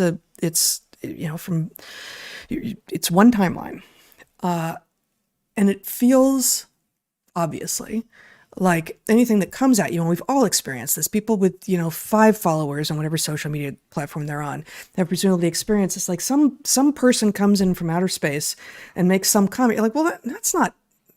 No, that's not what I said, or that's not who I am, or that's not relevant. And you have the sense of like, surely that's obvious. Like, surely that couldn't possibly. Like, no. They don't care. They don't care about some of them simply do not care. Some of them because the point is, make it more poisonous to be interested for other people who don't yet know, who might be waking up. Make it harder for them to want to come on board. Yeah. And I think a lot of it is not organic. And I have a little rubric I look for when somebody's following count exceeds their follower count by a lot, especially if they're especially fond of reposting material rather than posting things of their own. And I block those things because I think it's a phony chorus. But there are some real people involved in doing this too, and they aren't. Again, the really interesting thing is to be in my shoes, because they'll say things about like, well, yeah, but the timing of that Tucker interview, right? Now I know exactly what the timing of that Tucker interview was, because I was in text conversation with Tucker, and I told him, I said, and in both cases, both of these interviews, I alerted him to something. I alerted him to the World Health Organization stuff. And I said, do you know what this is? And he said, kind of. And I explained it to him. And he said, do you want to come do an interview? Okay. That's how that interview happened. Right. And then the same thing happened. I talked to him a little bit before I went to Panama with Zach. And then on getting back, I texted him and I was like, this stuff is incredible. And he's like, how about coming back to do it? So the point is, what was the timing? I mean, the timing was that I initiated a conversation which told him there was something interesting to talk about. Right. So I'm going to try to do devil's advocate here. Yep. We are all trying to make sense of what we are seeing. No, many of us are trying to make sense of what we are seeing, right? So some people are just being obnoxious or nasty, or both. But of that majority of us who are trying to make sense of what we're seeing, some of the things that we look for are strange timings and and collaborations we weren't expecting, and I didn't expect that guy to have that opinion, right? Anything that throws an error, we sort of put up on this imaginary board in our head of like, okay, do I or do I not trust this guy, or what do I think about this issue, or actually there's too, like, I just don't know, right? And so I think as I've begun to say, like, look, unless I've seen it directly, or you are one of a very small number of people who has seen it directly, I don't know if it's true. Right. So, the stuff coming across the screens from all over the world, across, from all variety of opinions, all variety of domains, by and large at this point, I say, I don't know if that's true. This is an insane way to live, but I do not know if that is true. And, and of course, as we have discussed endlessly, this is true in scientific papers now too, where, it used to be that I thought, direct experience with the skills of observation, or the direct experience with the skills of observation of one of very few people who I trust is telling me what they saw, even though if I had been there, I might have seen something different. And the scientific literature, because the scientific literature is written in a way that you can suss out what they actually saw as opposed to them only telling you what they think it means. Unless they're lying about the data or they didn't collect the data. And the people they got the data from are lying about it. Or the biggest way that this is done now in the scientific literature is, yeah, actually, it's not really about the data. It's a model. And this is the one thing that I want to talk about today, which fits very well with what you're talking about with regard to models and collusion, is, well, once you're in model territory, all bets are off. Like, and unless you know the particular models or someone else is coming on, like, okay, I looked at their model and here's how they arrived at, this one parameter that if you just move that one, the entire model falls out differently. And, oh, well, the World Health Policy was based on that one little flipped switch. Yep. And how can you tell? I say that as someone who has read a stupid amount of scientific literature and has begun now, and forever with, frankly, the climate change papers, gone like, I'm sorry, guys, show me the paper with data. And I still need to know that you took your data right and that those data are what you say they are. But if all you're doing is putting this through models and everything in your results is model results, I don't care. No, there's no way to know. No, it is a completely inappropriate use of models. Yeah. Models can generate hypotheses. They can't test them. Right. But you're describing the Cartesian crisis, right? Yes. If you didn't see it, or if the information didn't come from somebody that you deal with it with extreme skepticism that is born of having seen what appears to be reliable conclusions turn out not to be on closer inspection. And that is absolutely where we are. Mm-hmm. So I guess before we close this out, I want to just show something. And I don't mean to be picking on David Icke, although he seems to be picking on me. He needs me to disappear, I guess. But anyway, could you put up David Icke's tweet about Joe Rogan and Joe Rogan's apparent new deal with Spotify? Okay, so David Icke, I think I'm pronouncing his name correctly, says, why would someone who is a, quote, threat to the system, unquote, be paid $250 million by the system to broadcast on mainstream internet platforms owned by the system? The naivete is shocking. So many who think they are awake are really still in a coma. Joe Rogan signs a new Spotify deal with, so then he's just quoting a headline. Well, but for those who aren't watching, Joe Rogan signs a new Spotify deal worth $250 million that will spread his podcast across multiple platforms, including on Apple, Amazon, and YouTube. I know this is not the point of what you're talking about here, but cool. Go, Joe. Yeah, Mm-hmm. absolutely. Joe's doing amazing work. Now, yeah, because the move to Spotify did narrow his reach a little bit. Yeah, you put up my. Okay, so I said, I quote tweeted David Icke, and I said, regarding Joe Rogan, David Icke asks, why would someone who's a threat to the system be paid $250 million by the system to broadcast on mainstream internet platforms owned by the system? And I said, because, David, the system isn't a coherent whole. It is an emergent property made up of factions that can be played against each other. Spotify is competing against Google and X, which puts it at cross purposes with the WHO, Bill and Melinda Gates Foundation, and DNC, etc. In other words, we just won a significant victory, though some will see it as a defeat. So my point there is not that there is not collusion in the system. My point is that there is not one faction. You have at least multiple factions colluding who may want different things, right? Goliath is a strategy, not an entity. Goliath contains collusion, but it is not one single global conspiracy as far as we can tell. Now, David Icke may disagree with that, but the point is he has put forward a logical challenge, which is, if Joe Rogan is really a problem for the system, then the system would not be paying him. And the answer is no.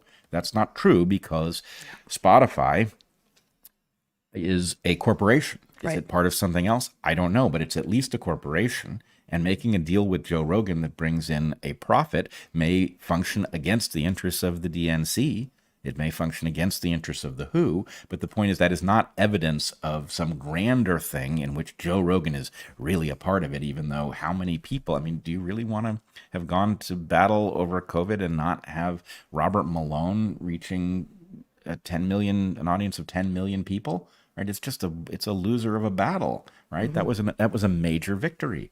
And so anyway, a model that straitjackets you, where you cannot escape it because it is constructed in such a way that evidence that goes in either direction all establishes the same thing which you're saying, which is it's all a plot, Mm-hmm. right? That's not clever thinking. It's very, very sloppy. And I don't mean to take the last word here. David Icke responded to me that what I said revealed that I'm a dummy. You want to put that up? He says, Mr. Weinstein, if I've ever read confirmation that you have no idea how it all works, then this is it. So thanks for that. I have been researching this full time for 34 years, and I don't need to be told how things operate by someone who bought COVID lock, stock, and The other thing. the other thing, and explained during the fake pandemic how he wore a scarf around his neck at home so he could pull it over his face when he answered the door. I called COVID for what it was, a hoax from the start of 2020 because I had spent 30 years researching the cabal and its methods for operation. You bought it because you hadn't. That clearly still applies. Now, I would point out a couple things here. This mask thing. Yep, I was wrong. Masks were not useful against COVID, not significantly. Was I a fool to think they might be? No. Until we knew that there was no fomite transmission, then there was a decent chance that masks would at least have some value because they would keep droplets that contained the virus from hitting a surface, from getting to that surface in some percentage of the instances, and that would result in a somewhat fewer instances of infection. So do I feel like a terrible person for advocating for masks? No. Was I wrong? Yes. What are we to think about this as an indication of the quality of my thinking? I don't know, that I'm a fallible person who worked from a data set that was heavily polluted and became smarter over time, and I'm comfortable with that. Final thing I will say about it is I am perfectly happy with you evaluating my record on COVID, warts and all. But the way you do that, the rigorous way to do that, is to think of it as a question of area under the curve. So my advocacy of masks, I don't know what I said about mandating masks. I know that I advocated for masks because it seemed a low cost and likely to do some good, and that at the point the evidence said it didn't do any good, I abandoned it. I was always appalled by the idea of using them outdoors, etc. So if you take the harm that was done by my advocacy of masks, and I will agree, there was some harm. If you take that harm and you say there's an area under the curve of that harm, and then you take the area under the curve of, if you compare it to the harm that might have been done by people being vaccinated who weren't vaccinated because they watched our podcast and realized that there was something wrong with that story and their understanding of what these things were composed of and how likely they were to be perfectly harmless, right? The point is the net effect that we had on COVID was distinctly positive. And if you want to do that net analysis, great. If you want to pick one thing and harp on it endlessly, then that's your sloppy thinking and it's not our responsibility. Well, and I think I hadn't seen this interchange before, and I recognize the name, but I don't really know who he is. But going from what he claims about what his work has been, I'm reminded of, this is going to sound like a total non sequitur at first, but I'm reminded of myself as a young person going into college. I wanted to be a writer. That's what I wanted to do.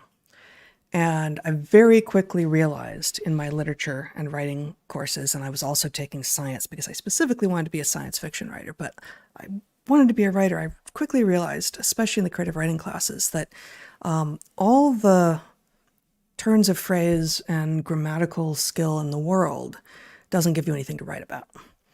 And so, writing is a tool, and it can be an art form, but it's not sufficient. You need to actually know something. And so I think I feel the same way. And again, I don't know what it is that he claims to have exactly, how it is that he frames what he is, what he does. But people who, whose job they understand themselves to be to, figure out where everyone else is getting it wrong, feels a little bit like that. Like, you know what? That's not actually either a particularly honorable, but more to the point, truth-seeking position. And here is where you and I landed on one, and this is our bias, but we think it is the right one. That evolutionary biologists train in the complexity of the world, where the things that seem totally unobvious and turn out to be true, there's just no question that's a social phenomenon. You're going to have to reconcile, well, like she said this and he said that. It's like, no, it's in front of you. The forest is what the forest is. The reef is what the reef is. The bats, the frog, whatever it is. And this seems impossible. I cannot reconcile this. What am I not seeing? Like, at the end of the day, when you have one of those and it's nature and you're an evolutionary biologist, you have to keep digging. What don't I know? What did I get wrong? Which of my assumptions is flawed? Where is the error in my understanding of the universe? Because the fact is the universe is doing this thing. It doesn't make sense according to the model I've got. Therefore, I know that I need to keep looking. I need to keep digging. That is the training that you had and that I have had, and that is how we approach everything, even when it seems to most people like, what's evolutionary biology got to do with it? Well, everything, almost always, unless it's rocks or quasars, it's evolutionary. And it is that training that, you were thinking about collusion and conspiracy a lot for decades before COVID, but you were also thinking about rainforests and the patterns of biodiversity on the planet and the evolution of morality and the evolution of senescence and cancer and all of these other extraordinarily complex systems, which, every single one of those, you had to apply a similar toolkit in its generality, but the precise things were very different. And so when you start applying that to an understanding of political systems and how freaking NIH might be in collusion with the CCP, okay, didn't do that one before, but here are all the tools that we bring to bear on this. Let's go. So, were you and I later to be thinking about Wuhan and the CCP than those who were focused on the CCP for years in advance? Sure. And you're always going to be later than someone. There's one person who's first. And it feels, what it feels like? This feels like an analogous argument to cultural appropriation.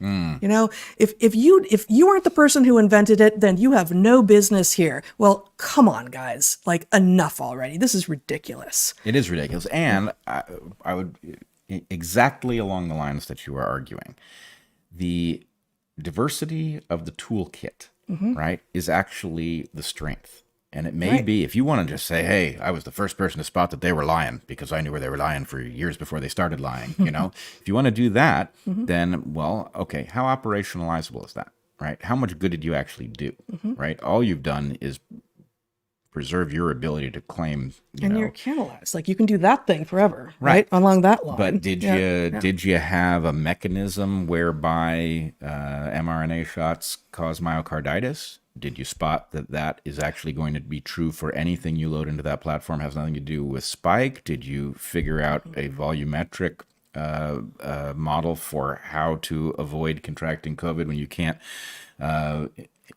avoid interacting with people? Or any respiratory pathogen. Any respiratory pathogen. Yes. All of these things come together, and the utility comes from the ability to see all of these pieces. Do we deserve credit for calling attention to vitamin D as a mechanism for increasing your immunity to all manner of things? Yes. Did we spot it first? Nope. Did we claim to?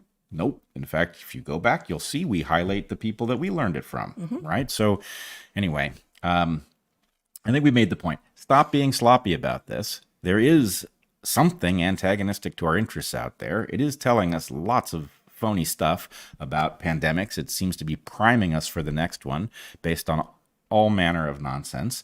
And what makes it happiest is when we fight amongst ourselves for credit, or we shoehorn people into a straitjacket, to mix those two metaphors, in order to validate, our own egos or whatever. That's not doing anybody any good. So cut it out.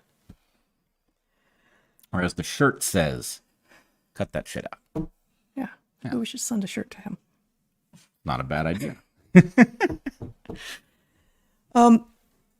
Okay. I want to talk just a little bit about healthy diets and how we know. And this, obviously, that topic could be, many lifetimes of conversation. And this particular place that I want to go could also be many lifetimes. And so we're just going to skate on the surface, because it actually really does fit with what you were talking about with regard to models and collusion and such. So in 2019, the Lancet published a massive report known as the Eat Lancet Commission on Food, Planet, and Health. And you can just show my screen briefly here. The actual title of the paper is Food in the Anthropocene, the Eat Lancet Commission on Healthy Diets from Sustainable Food Systems. And it's a paper with tons and tons of authors. Indeed, Is EAT some sort of a cutesy acronym? it's an acronym, and I don't remember what. Yeah, they're not trying to eat the Lancet. But yeah, so the Eat Lancet Commission on Healthy Diets from Sustainable Food Systems. And it provided, it's 2019, it was published. I didn't know about it until this week, but it provided dietary advice that would, it claimed, provide for both healthier human lives, but also a healthier planet. Since publication, that paper, published in the Lancet and commissioned, it was a Eat Lancet Commission, has become one of the top 20 most discussed science papers across all of academia. Cited as of the publication of a paper just in this last month that I'll be mentioning, Stanton 2024, cited 4.5 years out by over 4,500 other papers, which, given the time it takes to publish papers, that's extraordinary. And maybe more remarkable, by 631 policy documents. Okay, so this is an important document, right? Like this, and given what its claim is, like, we got it. We got the thing that you all should be doing with regard to eating to make yourself healthier and the planet healthier. Here it is. Let's see, let me pull up the,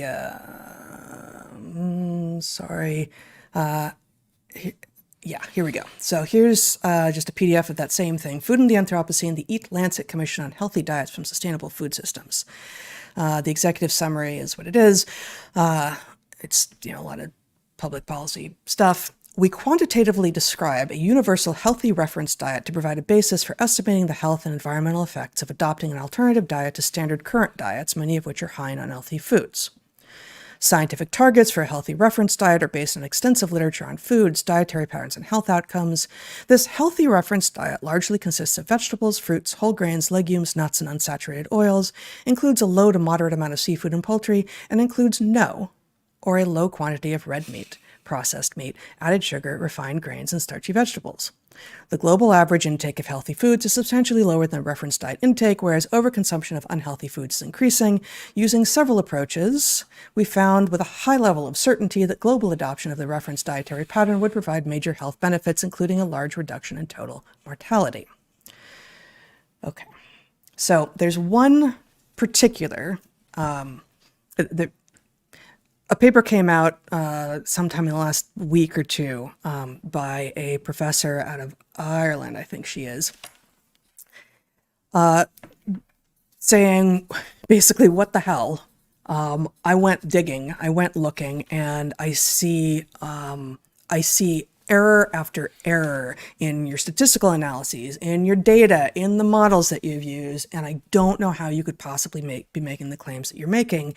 And she goes after a number of their recommendations, but the one I want to focus on, and one of the ones that she focuses on, is this bit about what you should be doing is eating no red meat at all. Okay, no red meat.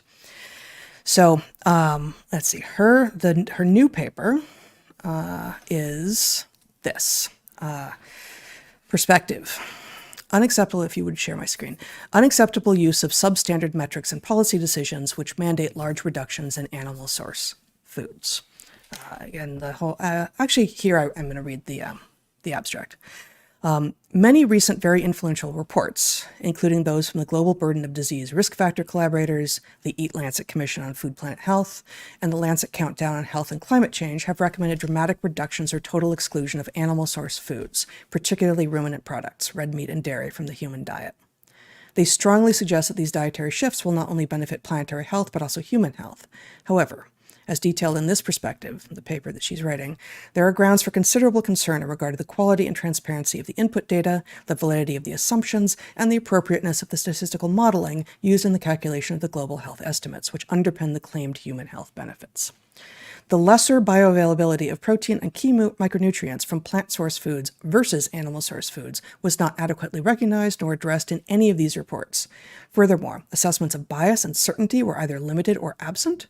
Despite many of these errors and limitations being publicly acknowledged by the GBD and the Eat Lancet authors, no corrections have been applied to the published papers. As a consequence, these reports continue to erroneously influence food policy decisions and international dietary guidelines, such as the World Wildlife Fund's Live Well Diet and the Nordic Nutrition Recommendations 2023. So again, I'm sort of, skating along the surface here going, this paper, this commission published in 2019 says basically stop eating red meat and dairy. Mm-hmm. And that paper, which has been cited over 4,500 times in scientific papers and over 630 times in policy papers, is now the basis for dietary guidelines being put out by other organizations that have their own imprimatur of seriousness, right? And so it's like seriousness on top of seriousness, but these are like really unserious turtles, actually, all the way down. Like they're not actually what they appear. Like these are like skin suit organizations. And you go back to a paper, the same lead author, this Stanton 2024 that I was just reading from. In 2022, she, with a few other authors, published a letter in the Lancet in correspondence called 36-fold Higher Estimate of Deaths Attributable to Red Meat Intake in GBD 2019. Is this reliable? So she goes back, there was a report from the same group, Eat Lancet, in 2017, just 2 years earlier.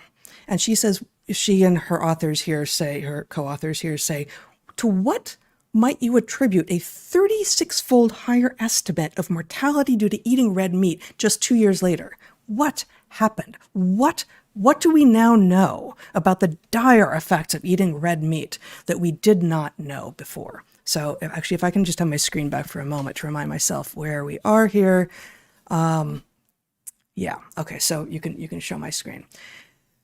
What they did was, there is something known in this, I don't even know what to call this field, like global public health, dietary nutrition, something. They're using many, many measures. One of them is the theoretical minimum risk exposure, TMRAL, which, and in my sort of vernacular understanding of what this is, it's the exposure level, that is how much food or nutrients you're actually ingesting, that minimizes the risk of death from all causes related to a single risk factor. So it's some kind of like aggregate data thing where in creating a model, as the authors of the Eat Lancet study did, they assign for everything, for fruits, for green leafy vegetables, for red meat, for processed meats, for dairy, a TMREL level. And where they got that is pretty obscure. And indeed, in this case, where they got it was based on data that they had collected, which they hadn't really published. Like, no, actually, they hadn't published it at all. So these authors say, you got to show us these data. And they finally have released those data, and they're also unreliable and ridiculous. But based on these data that were in this 2019 report, that are either non-existent or don't say what they said they should say, they set the TMREL, again, that's the theoretical minimum risk exposure level, for red meat to 0. I think it should be even lower. They just set it to 0. So this is claiming to be research, and it's a model in which they set the only safe level of ingesting red meat to 0. And then, wow, they acted surprised when what they got out of the model was, it turns out that eating red meat, any red meat at all, is gonna cause harm. Yeah. And so these authors who are saying, whoa, wait a minute, have a number of wonderful things that they say in response.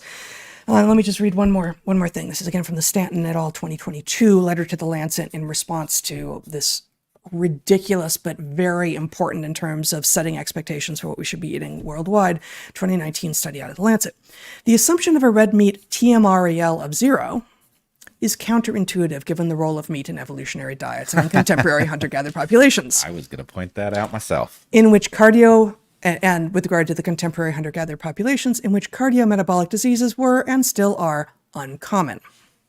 Furthermore, recently published results from one of the largest multinational studies, which was conducted in 5 continents and examined the association between different types of meat and health outcomes, the prospective urban-rural epidemiology study contradicts this premise. It is of considerable importance that the GBD 2019 risk factors collaborators provide the empirical evidence for this change in TMREL and confirm that there was no projection beyond the available evidence. We further question if the totality of nutritional effects of red meat have been considered in the meta-regressions.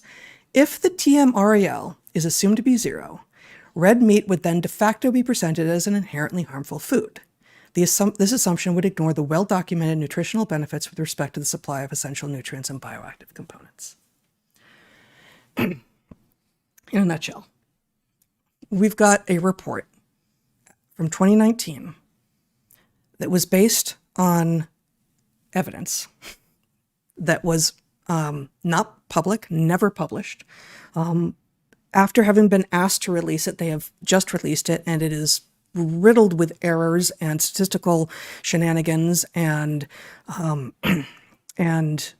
just general chicanery, scientific chicanery.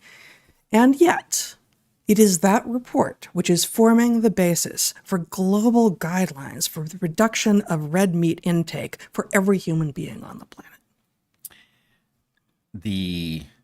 Look, red meat aside, there is too much chicanery in our diet. I think that is clear. Absolutely. And there's a way. So first of all,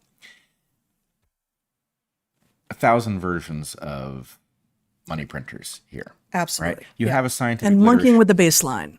Monkeying with the baseline. Yes. And if we Yes. can only get our particular thing into the scientific literature dressed up as if it was the result of research that tells us what we should now be eating, which, by the way, isn't going to affect our dinner party at all, but we're going to, we're going to ignore it.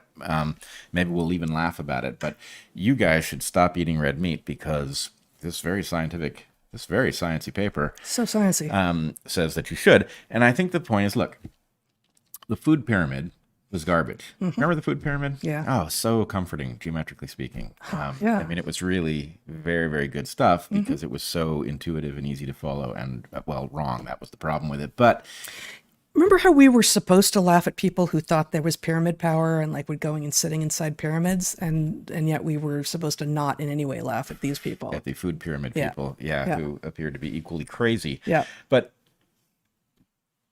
we have like an infinite series of abuses of people's tendency not to investigate the content of deductive logic. I realize that's a really convoluted way to say this, but if this bunch of things that you're not going to read, and if you did, you probably wouldn't understand them, is true, then this conclusion is unavoidable.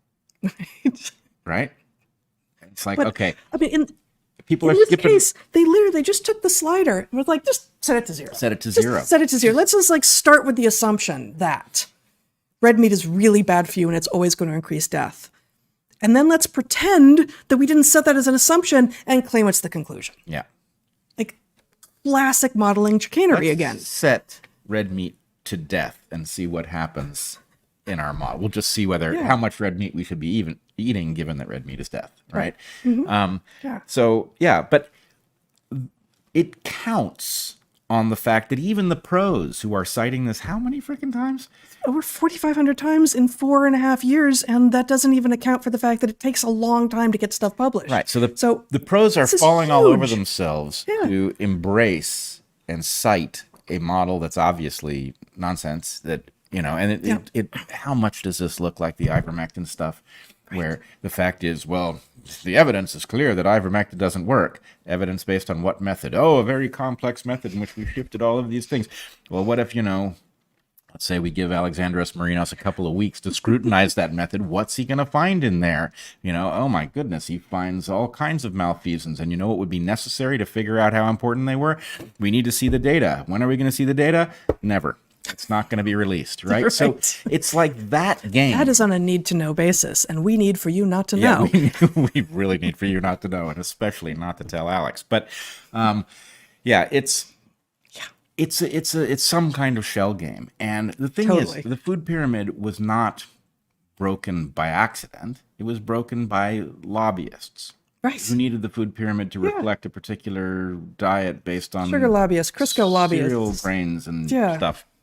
Right, and the point is how Unsaturated fat many lobbyists. people died early because they believed the food pyramid that was presented to them that was actually the result of lobbying and not science. Lots of them. So the amount of harm done to people was, immeasurable. And we, can look back on it now and say, that's a bunch of crap. Right? Aren't we clever? But okay, then what's the latest science say? Well, the latest science isn't any more scientific. Yeah. Right? Likewise, the American Heart Association, right? How long did I listen to the American Heart Association on the basis that they were at least, maybe they The were a American little, Heart Association. they were overly focused on the heart, but at least we can figure out what's good for you by listening to them. Well, the seed oil involvement in the creation of this thing is, conspicuous decades after, the harm is done. Yeah. We can discover that actually, it's in some sense the product of a trade group. Right. So yeah, it raises questions. I did not go and look into any of the authors of the study. I don't know, I don't know what their perverse incentives are, but I'll bet we could find them. And even if you can't, the question is, At the end of the day, it doesn't matter if they just took the slider and sent it to 0 and then went, aha, our assumption has become our conclusion. Therefore, don't eat red meat. That's not the way you're logically and scientifically and morally and ethically and all the rest of it, but logically you cannot do that. and the evolutionary point that the critic makes, right? Yes. Was definitely on my mind of points to raise, right? What are the chances that a species in which most of its populations had red meat as a major component of their diet is actually harmed by the very fact of eating red meat? And the extant remnants of those populations have far fewer cardiometabolic diseases than the people eating the weird diet. Right. Huh. Yeah. Weird. And what are the, red meat is not a novel product of some process. So the fact that we like it, that's probably the result of a long evolutionary history. And that's proof that we're immoral. But, so, remember the old joke, if God didn't want us eating meat, animals, why did he make them out of meat? Right? It is kind of this point, right? Mm-hmm. It's one thing when you're dealing with something novel that you don't have the ability to evaluate its quality because your ancestors didn't have it. But our ancestors had a lot of access to red meat. Yep. We like it for a reason. Mm-hmm. There are differences in how that meat is raised. The more it is raised in a manner that is similar to the animals that our ancestors ate, the better off you are. Shocking that. Yep. But so you can also make the animals sick by giving them a diet high in grains. Funny that. Yeah. It's the animal's fault for believing the food pyramid. Yes, feedlot cattle shouldn't have been reading up on what the USDA thinks they should be eating. I don't know if this is in their defense, but they are very gullible animals. So, cows? Yes. Mm-hmm. So the fact that they were buying into the food pyramid is perhaps at least predictable. But the other thing is, look, we know that meat is not inherently bad as a food substance, right? Let us all agree. Know this. We know it because lions and leopards don't have a problem with it. But we're not lions and leopards. No. Let me finish the point. Lions and leopards don't have a problem. Therefore, biologically speaking, it is not an unsolvable problem that red meat causes for those who consume it. It's been solved in lions. So now, given that our We ancestors... can't eat cellulose, and termites are in a symbiotic relationship with organisms that can, and they can digest this. I mean, I get it, but Yes. this is a false analogy. My point is, lions don't have ill effects from red meat, so it's not like red meat is a toxin. Okay? Our ancestors ate red meat for millions of years. So the point is, what are the chances that a solvable problem, given millions of years of opportunity for evolution to solve the problem, remained unsolved at the level that the actual level that we can tolerate is 0? I would say the chances of that being right are near 0. Right? Yes. They approach 0, right? So They absolutely do. In any Whereas the idea that it's kind of pretty much okay to have some stuff in your diet that was invented yesterday on an evolutionary timescale. Totally. You know, if it was invented in the 20th century and that isn't having its slider sent all the way to 0, you know, and some of the stuff that was invented in the 20th century, it's probably going to be okay for us. But in general, minimize that stuff and maximize the stuff that you're, you know, that in Michael Pollan's words, that your grandmother would recognize as food, and that you can be certain your ancestors have been eating for at least thousands, if not tens, hundreds of thousands, millions of years. Well, the way to do the question about the stuff that's recently been invented is you don't necessarily know if it's harmful, but what you do know is that it's not safe. That's right. Right? Because the It's like point is... certain mRNA vaccines. Right.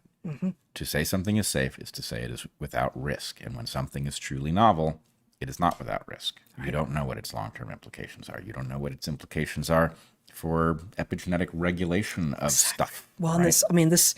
this is exactly the position that we have had on GMOs since the 90s, Yep. right? Since, I mean, I remember TAing a class at the University of Michigan in like one of our first years in grad school, you know, mid 90s.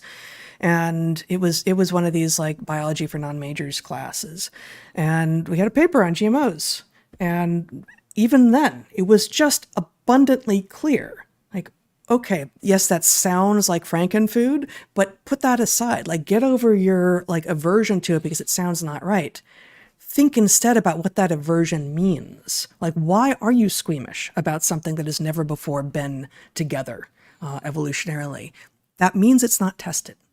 That means that we just don't know. And the sleight of hand there is something that we can unpack, right? You Yeah. can focus on the actual food stuff, the creature that's been genetically modified, and you can say, we can demonstrate no harm, right?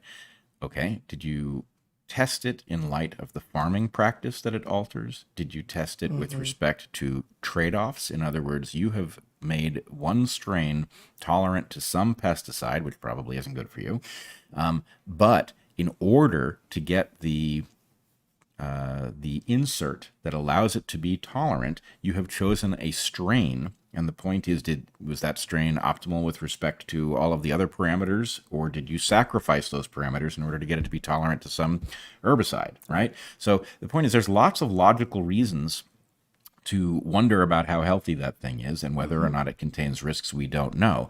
But the presentation is very much like that paper. Yeah. The presentation is pseudoscientific, and it sounds like this. It goes, human beings have been genetically modifying organisms for thousands of years.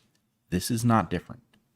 This is just simply a matter of us doing what our ancestors have done, yes, in a newer, higher tech way, but there's nothing new. How could genetically modifying an organism be inherently bad if that is literally all of our food crops and all of our animals, right? And the point is, okay, Yep, that is exactly what it sounds like. That's what it sounds like. And the problem And is... it comes in the calm, measured tones of the would-be scientist wearing the lab coat and holding the glassware, and they're wrong. Right. They're wrong. And the point is, most people who do not have the training to spot what's wrong in that seemingly logical presentation, right? They are belittled into not raising their questions by the idea that they are being superstitious and they are actually frightened of something that is not only not harmful, but logically incapable of being bad. As many people were hounded into accepting the COVID dogma. Sure. around the vaccines, around off-label use of drugs like ivermectin and hydroxychloroquine to treat. Because anyone who began to raise questions about this, if you didn't have, and courage may not be exactly the right word, but the courage of your convictions, based usually on, either cynicism, just like I'm going to go against what these people say because I know they tend to be wrong and that's the safest bet, or a history of trying to navigate like, no, I know that they've lied to me because they can't possibly be safe. Therefore, what else might they be lying to me about, and what can we know for sure? That it was the same shaming technique that we saw on a slower scale with regard to GMOs in the 90s as those were being trotted out. Actually, it was very much the same thing. It is the same in this way. There were two things that were possibly wrong with you if you didn't buy their vaccine dogma. Mm-hmm. One of them was that you were mentally feeble. Mm-hmm. Right? That you didn't understand how well these things had been tested and how much you were freaking out over nothing. And the other is that you were morally deficient and that you were a parasite who was going to put grandma at risk in order to hedge out the tiniest of risks that you would expose yourself to. There's a third one. Cowardly, scared of needles. Scared of needles. That one didn't stick so well, but I agree that was deployed. No, but that's one that I saw testimonials of the converted. I got over my fear of needles and I went and got the jab. Yep. But the idea of mentally feeble and morally deficient, I can prove I'm neither. It is also what's going on with all of this pseudo-wisdom that is emerging on the food stuff, right? It's like, oh, here's a bunch of hand-waving science bullshit that you're going against if you eat that stuff. And what's more, you're killing the planet. Right. You know, you're just bad, right? That's what's wrong with you. And, these things are like... Really? Your desire for a hamburger is worth destroying the planet? Right, exactly. Right. And so the problem is that we humans are emotional beings that can be made defensive by these kinds of arguments, right? You want to prove that you're not stupid, and so you want to live by their guidelines so you can demonstrate that you understood their paper, which is not comprehensible because it's wrong, right? Right. Or you want to demonstrate that you're more than doing your part for a good old planet Earth. And, look, I love this planet like no other. I'm really fond of it. But you and me both, man. Yeah, I mean, it's been good to us. I have to say, of all the planets that we've been to, this one's been the best, and not by a small margin. So, all right. But in any case, the manipulation via these emotional channels that then results in pseudo-analytical conclusions is a pattern that we should just get good at spotting, because this isn't the last time they're going to use it on us. Oh, no, it's not. No. All right. There are a couple of things that you were thinking about maybe talking about. We've been going for a while, a couple hours already. Did you want to go to either? Yeah. Let's talk about the orcas thing briefly. Okay. So a story emerged this week, and I have to tell you that this is a tough story for me, actually, because I connect it with my reaction to roadkill, animals that have been killed on the road, which I have always had trouble with, right? I am not an uncaring person when it comes to harms to people, but there's something about animals killed by cars that just, it hits me hard every time. And so anyway, maybe that's a defect in my character that I feel it as viscerally as I do. But anyway, a story emerged yesterday. This is not about roadkill. It is about a pod of orcas. And this pod of orcas was trapped in some sea ice off of northern Japan. Hokkaido, yeah. And it was a large pod, including several calves. And this really got my attention because there are pods of orcas up here where we live, and recruiting, a year in which a calf, is born and makes it to next year is a big deal around here. This is a tough process. So anyway, the Yeah. idea, I mean, the interbirth interval at a minimum, I think, is 2 years, and sometimes it's way longer than that. So, and I a mean, lot of the calves don't survive. right. And Yeah. so anyway, you want to show the video of these trapped orcas? Oh my God. So here you have a pod of orcas in a small section that is ice-free, bobbing up and down, clearly trying to breathe. And you can imagine with the calves there, they would have an even harder time getting to the surface than the adults. And anyway, the story struck me as potentially very tragic because a number of things were true. One, there didn't seem to be any plausible plan for saving them. And while I can imagine that if there were an icebreaker ship nearby, maybe it would be doable. There's a question about the depth of the water. Anyway, nobody seemed to have an idea of how to break the ice to free these animals. And it looked like, these are warm-blooded creatures who were going to exhaust themselves and die quickly. And the idea, we get very focused if a group of miners gets trapped in a mine and we know that they're going to suffocate and there's a race to save them. And I understand why those stories obsess us. But these animals, it was like that story. These are obviously incredibly intelligent creatures and also not common. I don't think these particular orcas are endangered, but The particular population that they're coming from. yeah, but nonetheless, this is like an entire little lineage, right? Right, that could be wiped out by having gotten trapped by the ice in this way. Apparently, it's not the first time this has happened. But anyway, that struck me as just an awful predicament. Good news, I think, is that as of today, there's no sign of them, which people take could be that they succumbed. But I think, Although it seems unlikely that they would all have succumbed at once. So Yep. it would seem that if they were beginning to fail, that there would be fewer rather than none. Right. That none looks like escape. like escape. Yeah. Although it could be that as these are intelligent creatures. They have a social hierarchy. It could be that it became obvious that the only way out of this was to attempt to swim under the ice farther than, And none of them, and it didn't and work. none of them Yeah. made it. That's a possibility too. Yep. So I don't know. I'm interested to know what their fate was, and concerned that No, we may never know. These weren't tagged animals, I don't think. they weren't tagged, but they may be known because of photo IDs and all. Not that they carried photo IDs; they don't have pockets. But No, they never get people- stopped for speeding.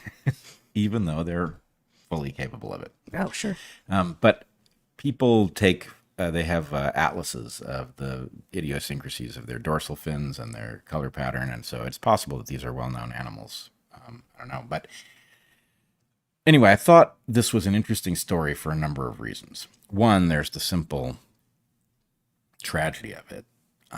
The fact that populations of orcas have been trapped in this space a couple of times begins to suggest an evolutionary question here.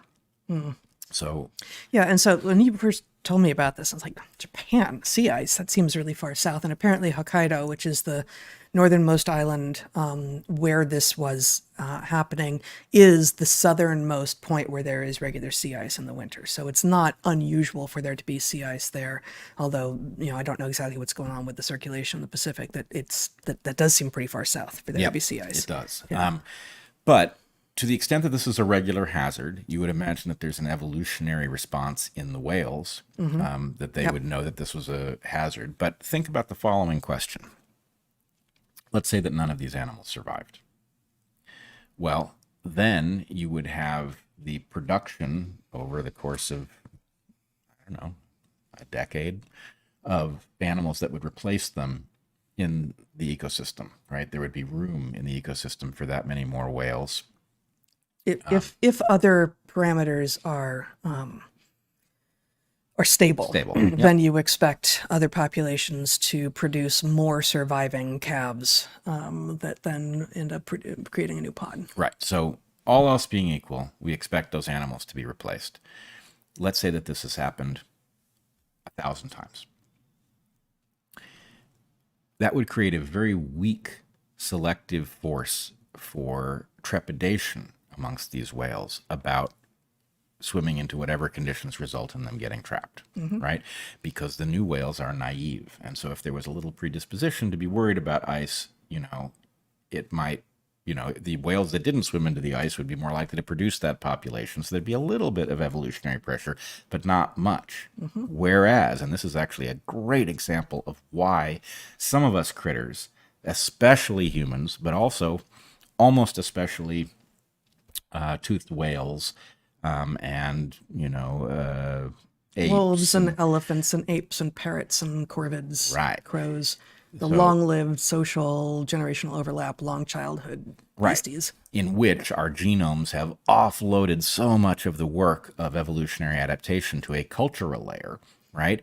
If these animals survived, or if any of them survived, then what they carry with them is the understanding that that condition, which seemed reasonable enough to swim into, was actually deadly. Right? If all of them survived, they will have that knowledge because they will have gone through this terrifying experience. And that terrifying experience, what is terror? Well, terror is the, all right, activate these contingency programs and definitely remember this because it's really important and you don't want to end up in the situation again, so the sort of negotiation with God that a human might go through, like if I get out of this, I'll never do it again, right? Yeah. That kind of thing. You would imagine that these whales would carry this as the equivalent of a whale story, however it is encoded, right? Even if what it is that the baby whales detect their parents become, concerned as they swim near the ice and they don't know exactly what it's about, but they know that ice is more dangerous than it looks. Yeah. Well, so, two of those parameters I just gave in that list that you're well familiar with, long-lived and generational overlap, right? Cultural transmission of lessons learned from earlier in life when you are yourself old. That is what all of those organisms that I mentioned have the capacity to do. And this fits very neatly with what is called the grandmother hypothesis, right? So, why, and I'm trying to remember, is it elephants or orcas, or is there some evidence in both that they are the only other organisms besides humans that go through menopause? They go through menopause. And so, Definitely what orcas. is the point of post-reproductive life? Well, if you're long-lived and are social and have generational overlap and you have long childhoods and you have to learn how to be who you are, as opposed to you're born and you're a giraffe and within moments you can run from leopards.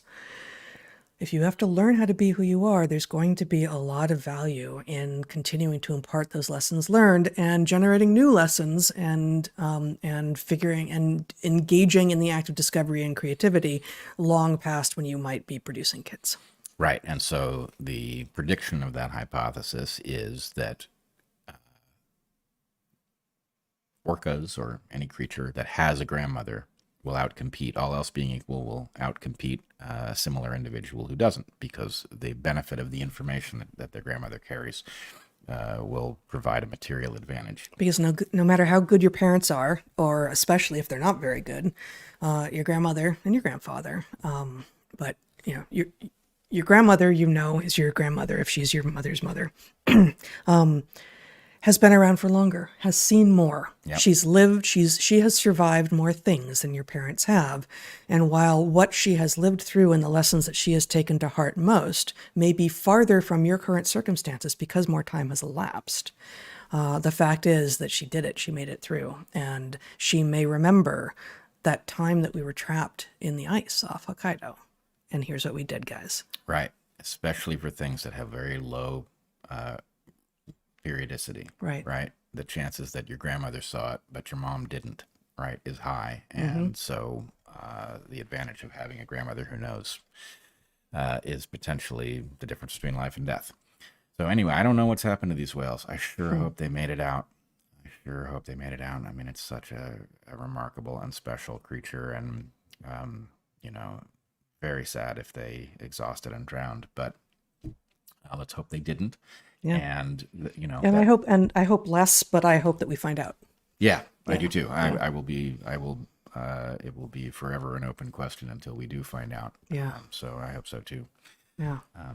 But anyway, I thought what a fascinating and terrifying circumstance. Yeah, indeed.